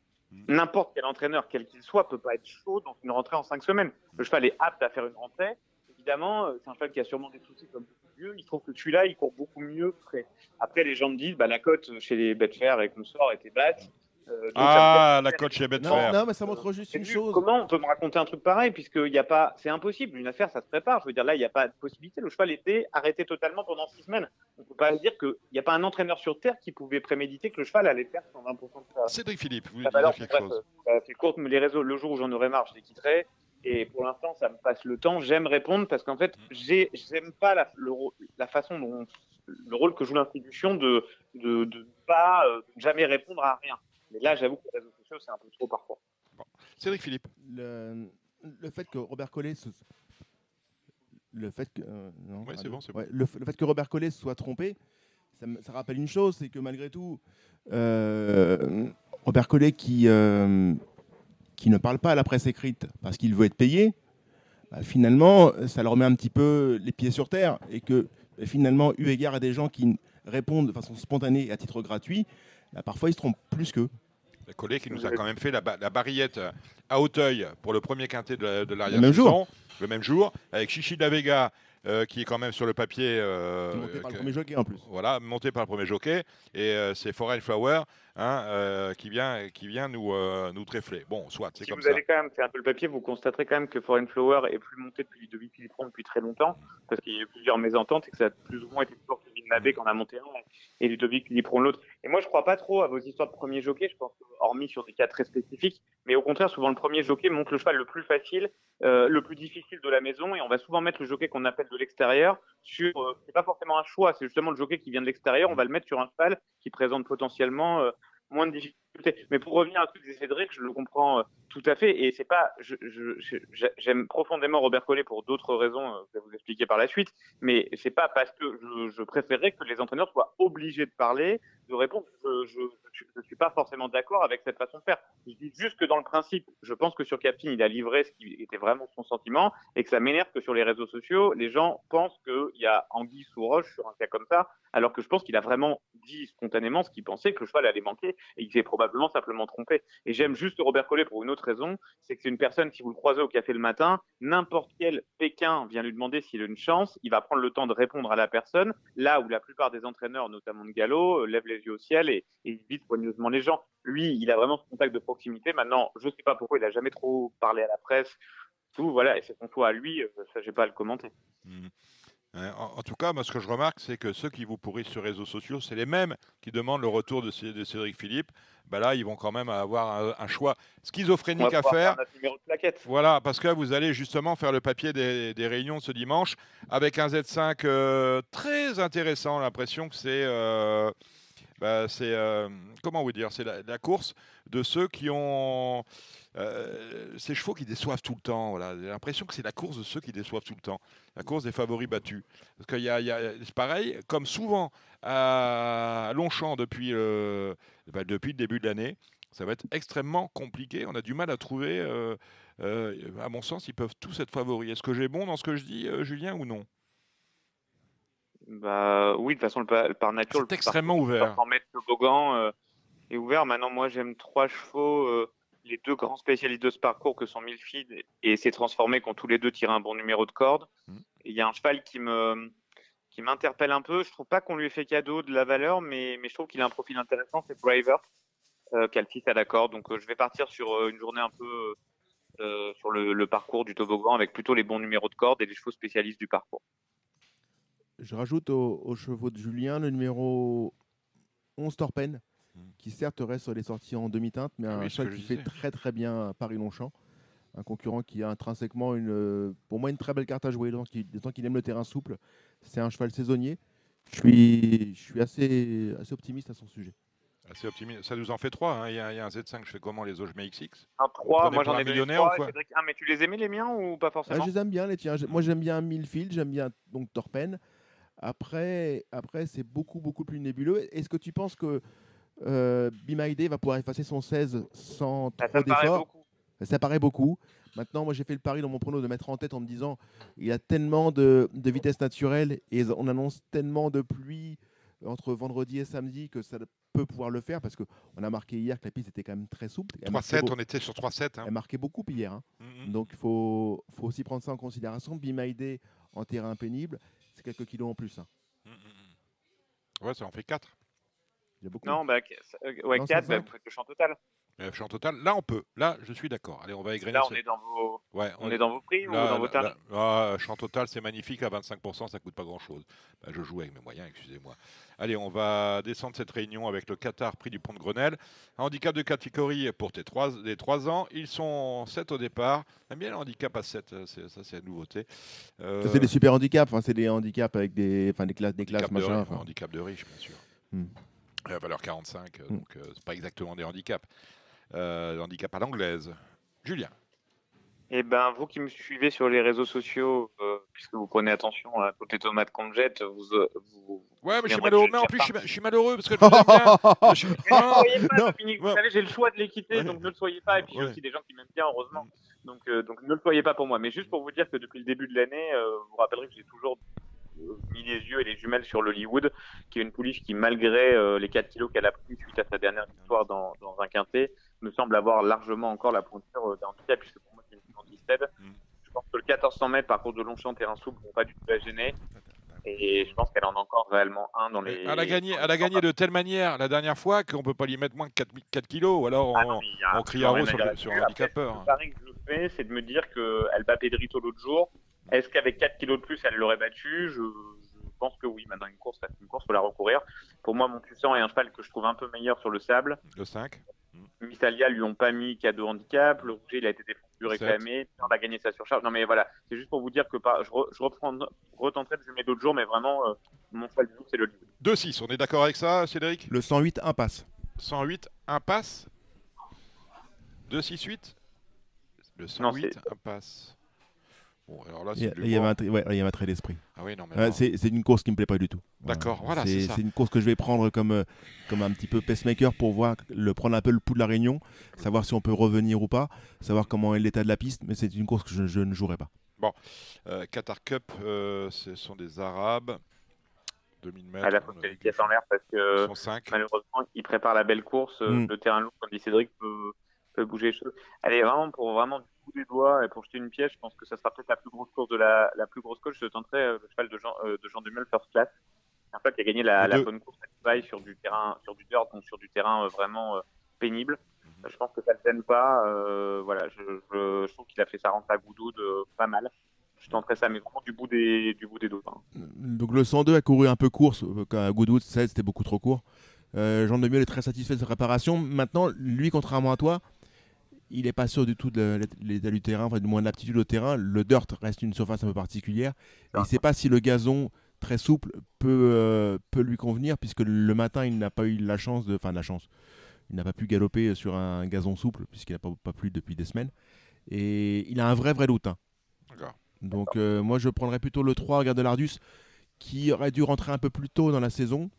Bref, qui doit être un peu plus avancé qu'il ne l'aurait dû l'être pour sa rentrée préalable. Bien. Alors... Cédric, qu'on se mette bien d'accord quand même sur la journée. Tu sais, il a plu aujourd'hui, mais demain, ils annoncent peu de pluie. Oui. Longchamp, ça boit extrêmement bien. Un petit coup de soleil là-dessus, 18 degrés. On peut très bien être sur du terrain à 3-4, quoi. 3-3, 3-4. Hein. Donc si on est sur 3-3-4, forcément, on peut y aller. Bon. Alors, très bien. Bon, ça, ce sont les Arabes. Alors, on attaque le prix foie. Le prix foie, ils sont 6 au départ et on a un vrai lot avec Very Elegante qui a couru absolument poubelle. Bah oui, on va pas dire autre chose. Non, on va pas dire autre chose. On nous a rebattu les oreilles avec Very Elegante. Je veux dire... Là, vous l'êtes un peu moins. Non, mais c'est... D'accord, palmarès et tout, un cheval australien extraordinaire né en Nouvelle-Zélande, je ne sais pas combien, 7 ou 8 groupes 1, il y a pratiquement 8 chiffres en termes de gains, et on n'a pas vu un cheval de course à Deauville. On n'a pas vu un cheval de course à Deauville, vous allez me dire que c'était une longue rentrée. Oui, bon. C'est-à-dire que dernièrement, moi j'avais vraiment fait l'impasse. Hein. Bon. Là, je vois pas Francis. Julien est plus proche de Francis que moi. Bon. Je vois pas Francis-Henri Graffard, et je suis très curieux d'avoir son analyse. Je vois pas Francis-Henri Graffard recourir de façon assez rapprochée malgré tout, parce que c'est pas il y a 3 mois cet épisode-là. Je pense qu'il a dû monter un peu dans les tours le matin, faire des ajustements en termes de distance. Je pense qu'on va avoir une autre jument. Maintenant, qu'est-ce que tu en penses, Julien? Je suis très curieux d'avoir ta version, toi qui es beaucoup plus proche de Francis que moi. Donc, j'ai pas parlé avec Francis pour avoir la sienne, qui serait vraiment le plus intéressant. Et je t'avoue que son profil me plaît pas plus que ça. J'entends comme toi que j'imagine pas recourir Et voilà, j'en ai pas vu assez l'autre jour, même si elle a fait le parcours en épaisseur, ça s'est pas très bien passé. En plus, je sais pas pourquoi, j'imagine qu'on va tenter de la mettre plus dans le coup. Je vois un peu une course à la mort avec le japonais et le cheval d'Aidan O'Brien qui va toujours devant et méchant. Le japonais, c'est High Definition, le 4. Non, le japonais, c'est le 2, My Rhapsody. Le 4, c'est High Definition. Je vous arrête, Dominique. Mon pronostic est complètement à l'inverse de ça. Donc, on est bien d'accord, vous avez mis Résine dans les deux. Voilà, non, le coup surplacé, c'est Bubble Gift, Oui, un voilà, spécialiste de champ qui vient en forme à cette saison. Et je vais jouer, à mon sens, les deux chevaux qui vont plutôt venir de l'arrière-garde, donc Bubble Gift et Résine. Et si je dois faire un trio en 3, je m'en doute quand même Kabaï, mais voilà, après que Very Elegant gagne, elle gagne, mais franchement, j'en ai pas vu assez la dernière fois. Et elle a quand même de l'âge, ça me plaît pas. Vous tamponnez? Ouais, je suis tout à fait raccord avec Julien. Je suis vraiment très très Bubble Gift, qui a un coup sûr placé comme lui. Et il résine sur ce qu'il a fait de mieux, d'autant que le terrain souple va jouer beaucoup en sa faveur. Maintenant, là aussi, j'étais chaud de la Deauville, mais c'était pas le même terrain, ça s'est pas vraiment joué pour lui. Très bien. Le prix Vermeil, voilà une course qui est intéressante. Grand Glory, battuné l'année dernière par qui? Grand Glory, battuné l'an dernier. Dans Vermeil. Non, elle n'a pas couru le Vermeil l'an dernier. Non, je pense pas. Elle n'a pas battu par Rougir dans l'Opéra plutôt. Voilà, à l'Opéra. Bravo Rougir, Dominique, oui, merci. Ouais. Elle n'a pas couru le Parce Vermeil. que c'est pas une jument 2004 vraiment, Grand Glory. C'est pour ça que je m'avais interdit. C'est un peu le problème, et c'est pas une jument de souple non plus. Souple, elle s'y adapte. Dominique. Mais elle est meilleure sur le bon terrain. Non, ouais, l'Opéra c'était bien souple, Dominique. Bon, vos favorites, messieurs. On commence par Cédric. Je suis très 3 ans. Oui, donc la parisienne. Le 10 Tuesday, le 9 la parisienne. D'accord. Tuesday, on sait qu'elle tient, on sait qu'elle est très dure. Elle a quand même beaucoup de lignes favorables. Et la parisienne teste sur la distance, mais je pense qu'elle tient. Je vais vous le dire, j'ai regardé son pédigré. C'est une pure 2004. Voilà. Et quand elle est sur 2100 mètres, elle est hors distance. Voilà. Bon, on transférera à Carlos Eananer pour le printemps. Je lui ai déjà dit. Bon, voilà. Donc moi, Tuesday et la parisienne. Moi, je mets Grand Glory en tête pour l'ensemble de son œuvre parce que je pense que c'est vraiment l'objectif tamponné de l'année. On s'est un peu raté à Scott, mais je trouve que vraiment à Longchamp, elle fait des valeurs exceptionnelles. Donc mon ordre, c'est 3, 19 et 2. C'est étonnant parce que sur le site de France Gallo, la parisienne, elle est en gras, mais minus. Je sais pas pourquoi. Le nom est trop long, peut-être, non? Ah, c'est peut-être ça, oui, vous avez raison. Excusez-moi. Oui, c'est ça. Rien à voir, ok. Oui, parce que c'est important. Et quand même, deuxième d'un groupe 1. Ok, vous avez dit quoi, Julien? J'avais la tête ailleurs. 3, 19, 2, et j'avoue que je sais pas trop quoi faire d'Agave et Becara, qui m'ont un peu laissé sur ma faim à Deauville et Agave depuis un peu plus longtemps, mais il faut bien faire des choix. Mais je vous avoue qu'en Glory, pour moi, c'est vraiment une grande pouliche et je la vois être un 2 de cette course-là et pourquoi pas être dans les 5 de l'arc derrière. Les deux ont galopé ensemble, hein, Grand Glory et la parisienne durant l'été. Et vous en reparlerez à la famille Lerner, ça va là. Bien sûr, mais... Apparemment, ça n'a pas passé comme ils auraient souhaité. Ah, d'accord. Vous avez le mauvais bruit sur la parisienne, ce que vous me dites? Non, j'ai pas du tout le mauvais bruit, mais je crois que le galop ne s'est pas passé exactement de la façon dont les deux entraîneurs le souhaitaient. C'est très difficile de coordonner des galops entre eux. Il n'y a que les montagnes qui ne se rencontrent pas. Allez, le Prignel, voilà un beau joli Prignel. Alors on me dit que l'assaut, j'avais laissé l'assaut sur des mauvaises courses, on me dit qu'il a été applaudi après sa victoire dans une listade à Deauville. Sur cheval de la course ou pas? Sur plus court. Sur plus court, est-ce qu'il tient? C'est la première question. Secondo, là encore, bon, je suis d'accord avec Julien, je pense pas que ce sera défoncé lourd, mais là encore, le terrain souple, je suis pas sûr que ce soit ça, tateté. Et c'est un cheval qui se monte off, lisse à 0, on ne sait pas s'il tient. Non, et je pense que Sim Camille offre plus de garanties. C'est pas un cheval de course, vous êtes en train de me parler, il y a tellement de... C'est pas un cheval de course, ça. Alors à ce moment-là, si on ne sait pas s'il tient, il faut courir off, ceci, cela, on ne sait pas s'il le dit. Mais je veux dire, il faut le laisser dans son box. Donc j'aime Sim Camille et Dodius n'a pas besoin de fournir, je pense, sa meilleure valeur pour être un 2 d'une course comme celle-ci. Je ne crois pas que ce soit un très grand lot. Ah ouais, c'est ça. Dodius, c'est le meilleur 3 ans japonais, c'est ça? Oui, c'est vraiment, à ce que j'ai pu voir, c'est vraiment un vrai bon cheval. D'accord. Julien? Pour moi, l'assaut est supérieur à toute la ligne du Grand Prix de Paris. Malgré tout, je trouve que c'est un cheval qui a un éclair de génie et qui a une vraie classe. Alors avec les réserves d'usage, mais moi je vous dis, mis sur un terrain à 3-3, 3-4. La distance, j'ai un doute, il accélère tellement fort pour finir, j'ai quand même du mal à penser que la distance soit pas un atout. Après, moi je mets une pièce gagnant sur l'assaut parce que vraiment je trouve que c'est un cheval qui a une classe et je fais un jumelé aller-retour avec le japonais. je pense qu'un gagnant de derby japonais est très supérieur à ce genre de lot, mais voilà. Après, Sim Camille, je l'ai adoré, mais c'est quand même un cheval qui est sur la brèche depuis le début de l'année. J'ai l'impression c'était vraiment son Graal, le Grand Prix de Paris, qui venait vraiment merveilleusement bien pour lui. Voilà, j'ai l'impression que ces 2 chevaux-là, en classe pure, sont supérieurs aux vrais chevaux de 2004. Et moi, j'avais mon grand-père, il a fait le Tour de France en Sim Camille, il m'a dit ça tient comme un cric. Hein. Donc, bon, le prix du petit couvert, on prépare l'abbaye. Alors là, il y a Cœur de Pierre. Là encore, Cœur de Pierre, j'ai vu des trucs, j'étais en vacances, j'ai vu des trucs, c'est un scandale, Cœur de Pierre et tout, et Mauricio Delcher Sanchez aussi. Des ignares souvent, parce que vous savez bien que des chevaux, les flyers comme ça, se préparent extrêmement vite. Cœur de Pierre, c'est quand même un cheval qui porte bien son nom. Il avait très bien couru dans cette course-là par le passé. Oui, puis il avait tout à fait le droit de gagner d'entrée de jeu, même si Mauricio Delcher Sanchez, on parlait tout à l'heure de Captain, eh ben c'est le même jus. Voilà, j'en ai marre qu'il y a des gens qui sont intelligents en disant des bêtises, mais bon, ça les regarde bien. Cœur de Pierre, c'est pas mal.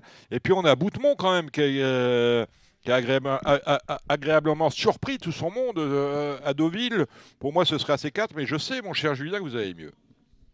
Eh ben, non, mais j'ai surtout un petit problème quand même avec Longchamp en ligne droite depuis, allez, je dirais 3 ans. J'ai quand même l'impression qu'en dedans, il y a un énorme tapis roulant. Et je pense que si vous faites les stades des 6000 mètres qui se courent à peu près dans l'année à Longchamp sur le parcours en ligne droite, j'ai l'impression que les numéros en dedans ont quand même un énorme avantage. Très embêté par ce que tu me dis, parce que Cœur de Pierre, il a le 2, mais Boutemont, il a le 11. Donc très bien.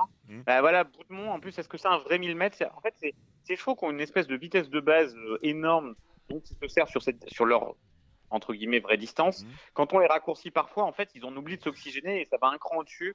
Donc quand même par sécure, je tenterai un jeu simple, c'est jouer les 6 numéros à la corde. Et si je devais vraiment en prendre 2 devant, je mettrais Cœur de Pierre, Berneuil, mais il faut vraiment pas que ce soit trop souple. Et surtout le truc que je tenterais sur 1000 mètres, parce que vraiment je suis sur la course d'Ascot, je suis resté sur ma fin, c'est Miramar. Je la tenterais sur 1000 mètres en pisteuse à 30 contre 1. Mais voilà, ma base c'est Cœur de Pierre, parce que peut-être qu'il a passé un palier ce cheval-là et il va aimer le terrain un peu. Elle fait vraiment 1000 mètres la ligne droite de Longchamp? Elle fait toujours 1000 mètres, mais les jockeys ont toujours tendance à démarrer un peu tôt parce qu'ils n'ont pas le repère des tribunes et souvent ils envoient de bonne heure. Mais je jouerais Cœur de Pierre gagnant, un petit couplet avec Miramar placé histoire de dire, et je ferais les 6 chevaux fermés à la corde en misant sur le fait que la corde est très avantagée sur ce parcours. Cédric Philippe. Oui, je suis tout à fait d'accord avec Julien sur son raisonnement. Berneuil, il faut vraiment du bon terrain. Maintenant, la ligne droite de Longchamp, elle est très peu empruntée. Et c'est la piste la plus légère, c'est le tracé le plus léger de Longchamp. Donc, je pense pas qu'il y ait l'excuse du terrain. Et c'est un joueur qui fait très très bien ce parcours-là. Donc, il offre pas mal de garanties à mes yeux. Et parmi les visiteurs, ma préférence sera le 11, Royal Acclaim. Royal Acclaim, j'aime bien ce nom-là. Pas une série télé. Voilà, mais je suis d'accord avec Julien, c'est quand même un gros avantage d'avoir un petit numéro dans les boîtes sur ce parcours-là. Bon, le prix du pain. Là, on prépare. C'est pas un grand pain. Hein. Non, c'est pas un grand. On prépare la forêt, c'est ça? Dans le prix du pain généralement. Ça doit être un objectif en soi pour ce chevaux-là. Ça suffira pas. Go Atlético, la dernière fois, il était hors distance. Là, il est en plein dans son truc. Oui, il a des références sur ce parcours-là. Mais comme beaucoup de ces chevaux-là, en fait, j'ai l'impression que. Enfin, j'ai pas l'ombre d'une idée, je vais pas dire de conneries comme ça. Avec Zavali, je dirais, parce que pour son aptitude à ce parcours-là, je suis un peu étonné du choix de Grégory Benoît vu la dernière course de Face Rage, mais peut-être qu'il a. Face Rage, la fibre était épouvantable ce jour-là, hein. Très très pénible. Il est quand même vraiment sans bon, mais bon, il doit savoir ce qu'il fait. Mais voilà, si je devais mettre vraiment une pièce à la plage, je tenterais avec Zavali, mais vraiment, j'ai aucune conviction dans ce là. Cédric. C'est une course que je n'aime pas du tout. D'accord. Moi j'aime bien. À mon avis, à Deauville, on était sur plus court. C'était pas du tout la distance de Go Atlético. Là, 1400 mètres, c'est exactement son truc. Moi, c'est mon favori. Le Qatar Prix des passages Fedo, c'est un handicap. De vieux chevaux en plus. Ou plaire, ça, Cédric. Il y en a 18 en plus. J'étais un peu surpris que King Robin n'ait pas été acheté pour sa rentrée. Il court très bien pour sa rentrée dernièrement. D'accord, un peu avec beaucoup de gens, vous remarquerez qu'il n'y a pas beaucoup de Mathieu Boutin qui sont réclamés. Parce qu'il a des accords tacites entre guillemets. Sauf Bimaïdé. Les couleurs de Bertrand Dutruel, un ancien confrère de beaucoup. Mais sa course est excellente, il adore ce parcours, il est rendu à une valeur basse. Regardez comment se déroule un peu la réunion, c'est-à-dire que si le 9 est plutôt. Moi j'aime bien le 9 sur ce parcours-là parce que je trouve que ça permet un peu de tout faire. Tu voyages pas trop en dehors, tu forces pas non plus, t'es pas coincé le long de la corde si les choses battent. Donc franchement ça sent bon. Allez, je voudrais pas arriver un coup trop tôt, mais c'est un cheval à se mettre en note et à suivre de 3 courses quoi. Avec King Robeux le 12. Très bien. Finale 2 et 2. 12. 2 et 12. 2 et 12, Moi, c'est ça bien. marche 1, 2, 3 dans la course. Finale 2. Handicap divisé la dernière, 17. Allez-y, Julien.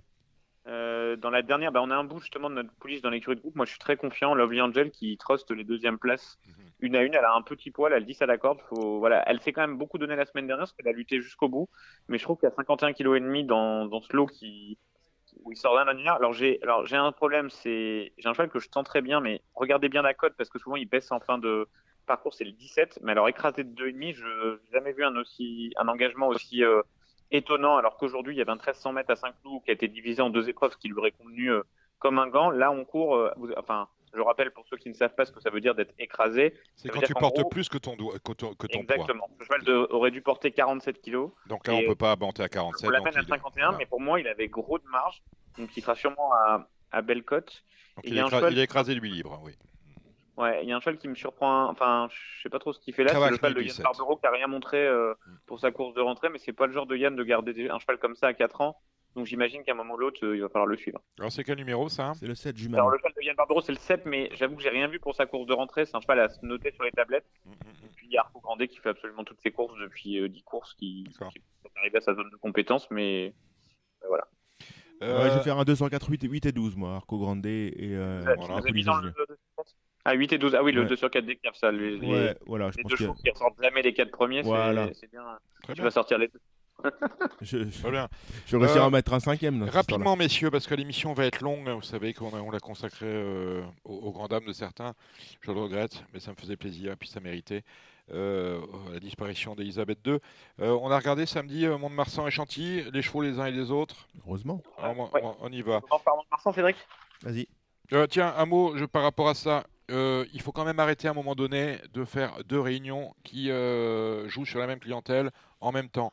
On a eu, alors la semaine dernière, c'était hier, aujourd'hui même, ce vendredi, on a Compiègne, on a Saint-Cloud. Mais Compiègne, c'est souvent comme ça. Hein. Ouais, on a Vincennes.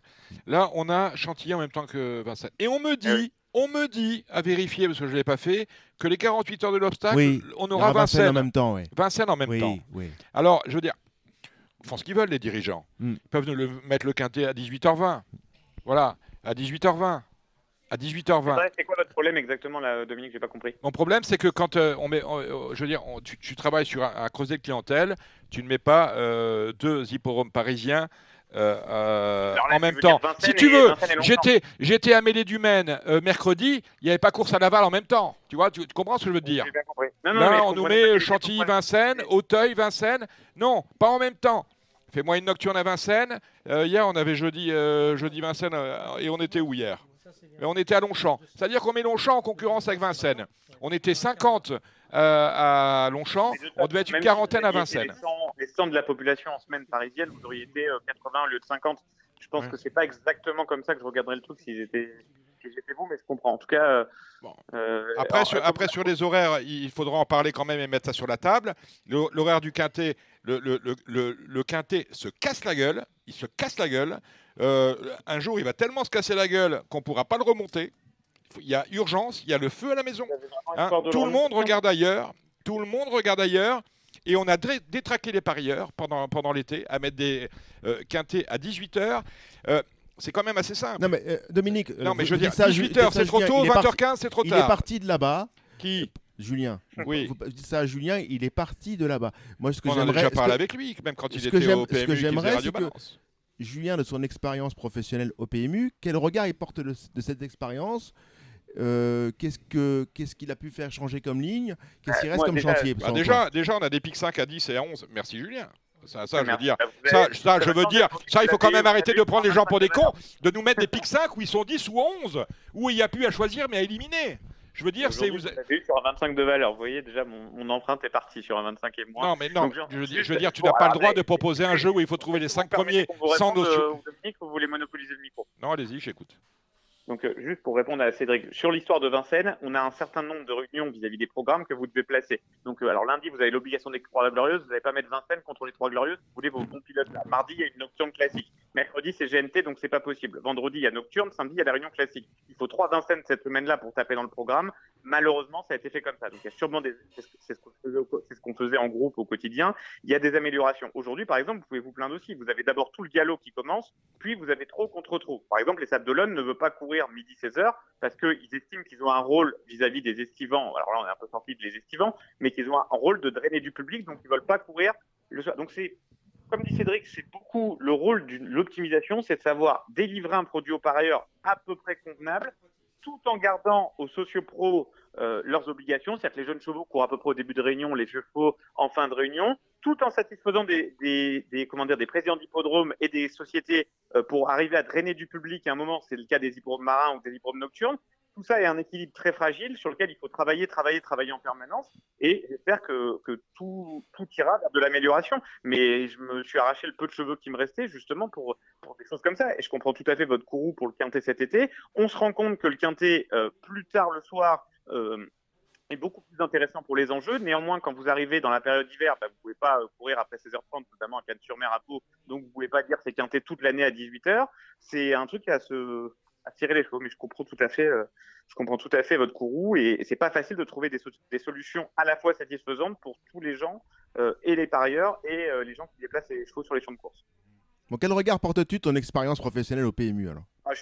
Très honnêtement, je suis absolument ravi. Je pense que du temps passé, je pense que si les gens voyaient en coulisses s'activer ce qu'est la cellule optimisation, je pense que il serait moins enclin à critiquer telle ou telle chose bien précise parce que tel joueur va s'occuper de ce qu'il a envie, le trot, il aurait envie d'avoir du trot à dispo et tout. Donc il y a vraiment un vrai travail de fond.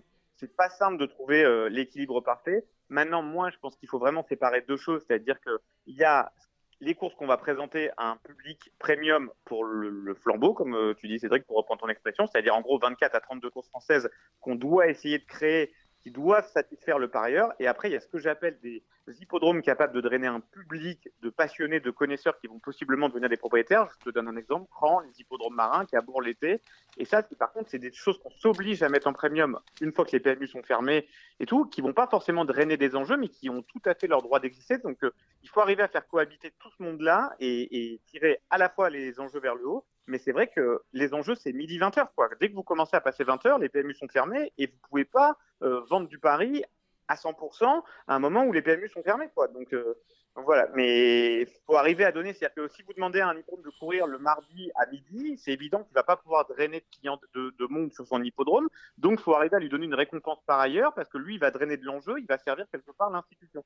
Il faut que tout le monde boxe. Enfin, vraiment, le maître mot, c'est vraiment que tout le monde paille dans le même sens pour essayer d'améliorer dans le futur. Et après, dernier point, vous parliez du quintet. C'est peut-être un pavé dans la mare que je jette, hein, mais moi, personnellement, le quintet, c'est le jeu qui est le plus taxé pour les joueurs. L'assiette fiscale a changé depuis le début de l'année. Est-ce que c'est vraiment un drame que ce jeu où peu de gens s'y retrouvent, qui gagnent au quintet? Est-ce que vous connaissez, vous, des gens qui gagnent au quintet? Est-ce que c'est vraiment un drame que ce jeu baisse un peu au profit du simple sur lequel on a eu un meilleur retour maintenant pour l'institution? Je suis pas certain. Moi, je défends le parieur. Je suis pas sûr que j'adore qu'un jeu qu'il soit autant taxé, soit aussi mis en avant. Donc, toi, tu dis qu'il faut revenir à nos fondamentaux, mettre en avant le jeu simple parce que... Non, je dis juste que maintenant que l'assiette fiscale a changé, il y a moyen que le fait que le simple augmente ne semble pas être une catastrophe. Moi, j'aime les parieurs, je suis un parieur avant tout. Je pense que le quintet, je connais pas de gens dans mon entourage qui me disent j'adore jouer au quintet. Le quintet est hyper taxé. Quand on aime les parieurs, on peut pas... bien sûr que c'est le seul jeu qui a une énorme promesse de gain par rapport au jeu simple, aux jeux sur 4 ou au multi. Donc c'est normal qu'il existe. Je pense qu'il faut le repenser, le dépoussiérer. Maintenant, on fait des marches avant, des marches arrière sur le quintet. On n'arrive réellement pas à trouver la formule qui plaît. On n'est ni assez excitant par rapport à la Française des Jeux qui promet des lots à plusieurs millions d'euros. Nous, on est vraiment dans l'entre-gamme. Quand les gens le touchent dans l'ordre, ils ont toujours l'impression qu'ils touchent pas assez. Quand ils l'ont dans le désordre, ils ont l'impression de toucher des cacahuètes. Quand on supprime les gens veulent qu'on rajoute un bonus, mais après ils veulent toucher plus au désordre. C'est schizophrène comme jeu. Donc voilà, il est probablement à mon goût trop taxé pour que les gens aient l'impression de pouvoir tirer leur épingle du jeu. Et c'est pour ça que la plupart des joueurs un peu expérimentés font éventuellement un quintet ce qu'il faut pour espérer la grosse timbale, mais les gros joueurs, on va dire, expérimentés préfèrent aller sur le multi, sur le simple, sur le couplet, sur le trio, sur le quintet, parce que le taux de prélèvement du départ me semble est assez dissuasif. Je pense qu'il y a vraiment besoin de se repenser dessus, Maintenant, si dans 5 ans, le Quintet avait perdu 3-4% de part de marché et que la totalité du chiffre d'affaires était quand même maintenue et le PBJ, qui est vraiment pour moi le seul baromètre, était plutôt à la hausse, comme il va l'être probablement fin de l'année, ça m'inquiéterait pas trop. Maintenant, on va pas se mentir, Julien, le Quintet n'est pas vraiment un jeu pour nous. Tu parles de jeux que tu côtoies. C'est sûr qu'on côtoie en général les gens qui nous ressemblent, bref, des gens qui sont des professionnels, entre guillemets, du jeu hippique. Maintenant, il y a un problème, c'est qu'on n'a pas de jeu de conquête. C'est-à-dire que comment veux-tu vas pas dire à un type, c'est super appétant, viens, on va jouer à un simple. Pas forcément. Je dis pas ça parce qu'au moins il suivra facilement son cheval. Si tu lui dis joue la casaque blanche gagnant, ça reste simple, ça porte bien son nom. Maintenant, tu as raison, il faut trouver un jeu avec une grosse promesse de gain. Voilà. Effectivement, ça peut être le Quintet. Après, nous, des gens comme nous, on adore les verticaux, mais il faut pas se mentir. Il faut pas se mentir, c'est que pour nous. C'est un jeu d'expert. Ouais, alors, est-ce que c'est le 6D? Est-ce que je sais pas quelle est. Non, je pense qu'il faut peut-être. Guillaume. Alors celui c'est Julien. Ouais, c'est Julien lui. Hein. Ouais, Bon alors Julien. Guillaume ça c'est une prochaine. Il va revenir aussi. Il va revenir aussi parce que c'est les grands retours. Voilà. Julien, je pense qu'il faudrait à un moment sortir un super quintet dominical avec un quintet sans bonus. Sans bonus et sans désordre. Un quintet dominical, un quintet à 18 ou 20 partants. Voilà. Le problème, c'est que là encore, on est archi schizophrène parce que au galop, si vous voulez, on peut à peu près arriver assez facilement à créer ce produit. Le problème, c'est que le quintet au trot et au galop n'a pas du tout la même espérance de gain. Dans un quintet au trot, vous avez souvent les 4B, le GNT en hiver, le dimanche. Donc déjà, à partir de là, vous avez beaucoup de quintets qui vont probablement amener une arrivée de favoris par rapport au... Oui, mais c'est là où la cellule optimisation fait son travail. C'est que vous choisissez une course... différent, en fait. Et ça, c'est illisible. Dominique va me reprendre complètement comme pour son histoire d'horaire. Il va me dire, monsieur, tu peux pas m'inventer un quintet. Il faudra un quintet avec bonus au galop et un quintet sans bonus. Non, un quintet sans bonus tout le temps. Le dimanche, un super quintet où tu as l'ordre ou rien. Voilà. Et tu prêches un total convaincu. Maintenant, quand on fait des études de marché, on voit bien que le côté non-recyclage est extrêmement pénalisant pour le dimanche suivant. Ah, le recyclage. Putain de recyclage. Le retour. Mais à un moment donné, et c'est bon, je pense qu'on est en train de mourir. Je pense qu'on est en train de mourir. Les deux principales reproches sont aux deux extrémités du cylindre. Il y a une partie des gens qui disent le quintet, ça paye pas assez. Et de l'autre côté des gens qui vous disent vous avez supprimé le 4/5, on touche pas assez souvent. Donc en fait, chaque fois que vous faites un pas en avant, vous faites des mécontents de l'autre côté, quoi. Ben, moi, je suis très mécontent parce que je regarde demain à Vincennes. J'aime beaucoup Vincennes, vous le savez très bien. Demain à Vincennes, on a un Z5 à 12 et un Z5 à 11. Je regarde, alors vous allez me dire, ouais, mais c'est un programme bizarre. À Chantilly, on a un handicap où ils sont 16 avec des chevaux pratiquement, pour certains, de Z5. C'est celui de la... j'ai vu quoi, le canal des druides, oui, voilà, on va dire c'est PSF et tout. On a des courses à 16. La troisième, le prix du canal des Morfondus. Bon, voilà, il y a 16 partants avec des chevaux 2 Z5. Au moins, on sait que si on met un Z5 là-dedans, ça va rapporter. Et non, on préfère nous mettre sur des courses à 10, à 11 et 12, des courses qui sont neutralisables, j'insiste là-dessus, des courses qui ne sont pas très intéressantes finalement, parce qu'il faut éliminer et non plus choisir, ce qui est l'inverse de l'esprit de ce jeu-là, qui consiste à choisir des chevaux plutôt qu'à les éliminer. Donc, à force de prendre des gens pour des malheureux, des mendiants, des clochards, eh ben, on va tous les perdre. Voilà. C'est que des Z5 à 10, ça ne devrait pas exister. C'est extrêmement dangereux parce qu'on en a vu à 8 avec deux non-partants. 10, deux non-partants, on n'est plus qu'à 8. Hein. Mais si on met un Z5 sur une R1 avec un programme comme le prix d'été à Vincennes, tu vas faire... C'est pas Z5 d'ailleurs, ils sont neufs. C'est pas Z5. D'accord. Donc tu vas faire à peu près entre 160 et 200 000. Si tu le mets sur handicap 30 et moins à Chantilly, tu vas faire entre 90 et 100 000 d'enjeux. Oui, mais au moins le rapport paye. Au moins, ça va payer. Donc, ça va payer. Donc je veux dire, à force de... en fait... Le quintet aujourd'hui, parce que le joueur est devenu expert, il faut, je les vois, les vieux turfistes, ils disent « Ah, c'est plus dur qu'avant ». Non, vous êtes devenu meilleur qu'avant. Donc, beaucoup comme toi sont devenus meilleurs qu'avant, il y a beaucoup plus de gagnants parce que vous gagnez un peu plus souvent, mais vous gagnez beaucoup moins parce que ça reste du mutuel. Et puis, c'est pareil, à un moment donné, il faut des jeux qu'il faut rêver. Je veux dire, il nous faut des rapports... de pic 5 de Z5 à 7 ou à 8 ou à 7 ou 8 000. Je propose de remettre une tirelire avec potentiellement un numéro plus ou un truc comme ça. Vous allez faire, ça devient du hasard, ça vous plaît pas non plus. De toute façon, la tirelire, ça reste du mutuel. La tirelire, c'est pas de l'argent qu'on fabrique, hein, c'est de l'argent qu'on prend de nos poches. Hein. C'est nous qui la payons, la tirelire. Hein. Lorsque j'ai une tirelire, le milieu. Mais il faut avoir une grosse espérance de gain. Moi, je rejoins vos idées principales de dire Dominique, tu veux une grosse espérance de gain. Cédric, tu parles du quintet dominical. Et je pense que la suite passe par là. Je pense qu'il va vraiment falloir refaire un produit du dimanche qui soit spécial et avec une grosse espérance de gain. Voilà mon idée. Voilà, très bien, c'est noté. Marsan. Vous avez 5 minutes pour Oui, me donner vas-y Julien, balance tes numéros, tes poisons. Moi j'ai juste un report à Mont-de-Marsan. J'ai Note qui fait une course sur 2, mais quand elle a fait, je la trouve fantastique, elle a gagné cette course l'année dernière. Il y a un cheval que j'adore qui me semble être vite sur sa distance, c'est le 608 Monsieur Beaulieu. Ah bah, on a les mêmes poisons. Alors 105, moi 105, 207. La troisième, je vais peut-être jouer la rentrante d'Elisabeth Bernard, qui est le 307 Céphale de Gazal. Il me tord le cou, extraordinaire. 402 Pocagen, le 505 que je trouve qu'elle a bien débuté. Elle doit pouvoir enlever un réclamé comme celui-ci. 608, je suis d'accord avec toi, avec l'As Corcovado. Le 706 et le 701. Et enfin le 806 Pilgrim. Mais là, on passera dans le rose, dans le online. Après Chantilly, c'est quand même sensiblement plus intéressant avec des jolis lots. Julien, je te laisse commencer. Écoute, j'ai des chevaux à note. Première course, le 116, ça aurait été cadeau dans la troisième épreuve. Ouais. Le handicap suivant, c'est quoi que je raconte? C'est la quatrième épreuve là, c'est la troisième épreuve, ça. Voilà, donc dans la quatrième épreuve, ça aurait été, à mon avis, vraiment cadeau. Il est passé en troisième épreuve avec le 13 à la Corse. C'était vraiment une super note l'autre jour. Oui. Je serait quand même une pièce parce que je la trouve pas très forte, cette épreuve-là. Ouais, je suis d'accord avec toi. 16 et As, moi. Qui adore ce parcours. Mais le 16, vous prenez en note, c'était que sa deuxième course. Et toi, tu mets qui avec Assimina? Je mets quand même Landarina, qui est une pouliche qui, cette Kazakh-là, je trouve qu'il prépare assez bien les handicaps. Elle retrouve la fibrée, elle fait bien Chantilly.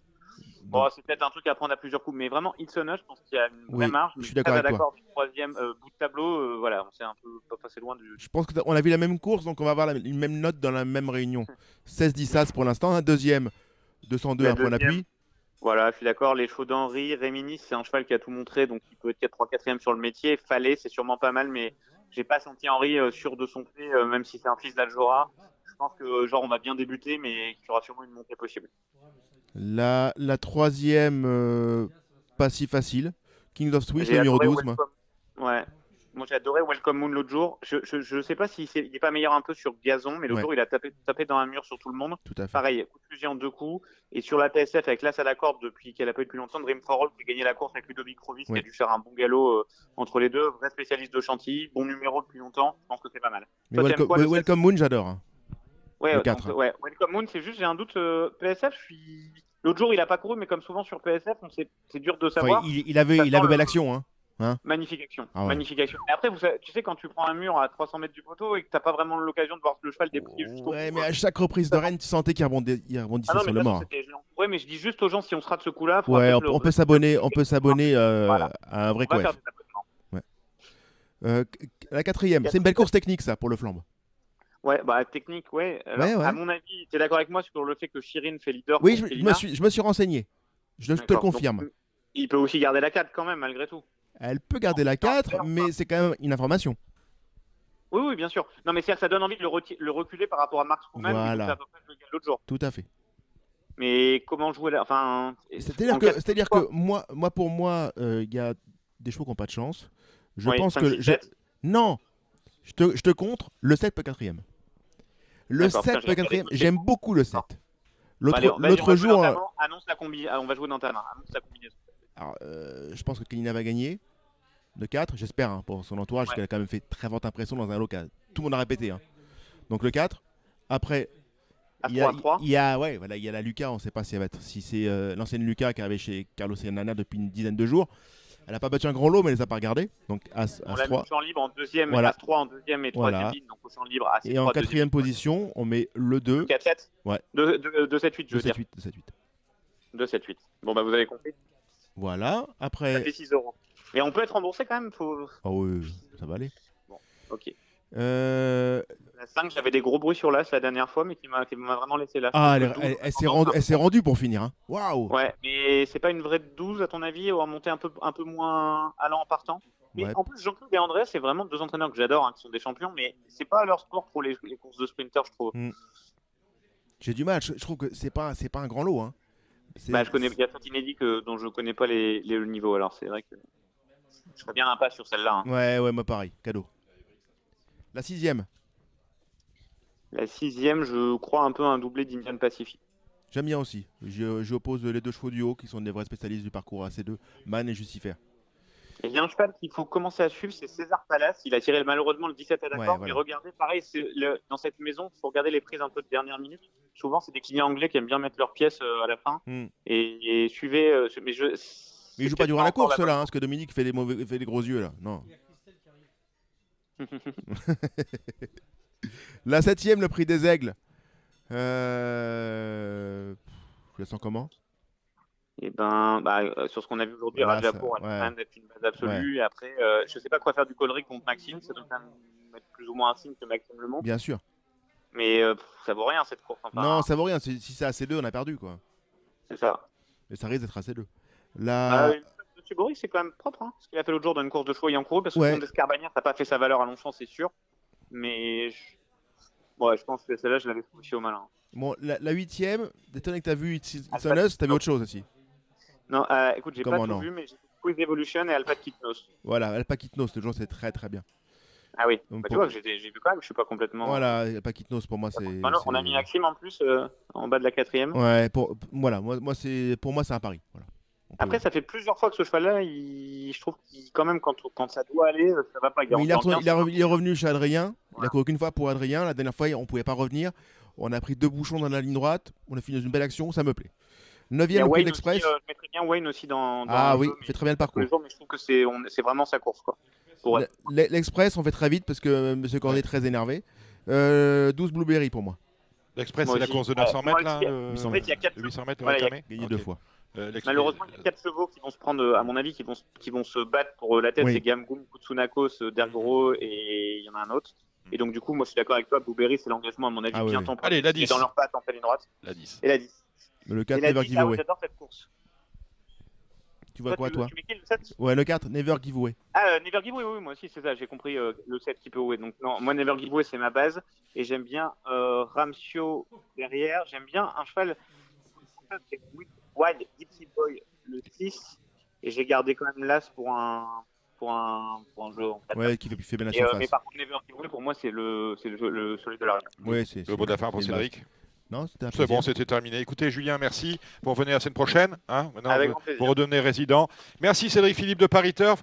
On remercie Alexandre de Coupman de Coupe Tuyau et vous suivez son podcast sur les courses du Centre-Est. On remercie Gilles Curins. Merci Gilles. Voilà, il est là, fait coucou de la main. Et on remercie nos invités. Nous avons rendu hommage aujourd'hui à la reine Elisabeth II. Une grande passionnée devant l'éternel des chevaux en général et des pur-sangs en particulier. On remercie Louis Romanet, ancien directeur général de France Gallo, ancien président de la Fédération internationale des courses. On remercie Charles-Henri de Moussac, ancien dirigeant du Haras du Mézeray, ancien président du syndicat des éleveurs. On remercie Scott Burton, le journaliste Scott Burton, le correspondant du Racing Post en France, qui sera là d'ailleurs peut-être pour débriefer d'ailleurs cette réunion des Arc Trials qui a lieu dimanche chez les programmes de Longchamp, mais qui sera là l'avant-veille de l'Arc de Triomphe pour la Radio Balance spéciale Arc. Et nous avions un dernier invité, c'est Yves Saint-Martin, que l'on salue et qui nous a raconté sa première rencontre avec la reine d'Angleterre. Vous étiez sur Radio Balance. On se retrouve même endroit, même heure, vendredi prochain pour de nouvelles aventures. D'ici là, jouez bien et portez-vous bien. C'était l'émission Radio Balance. Transformez les conseils des experts en gains grâce aux 150 € de bonus pour l'ouverture de votre compte theturf.fr.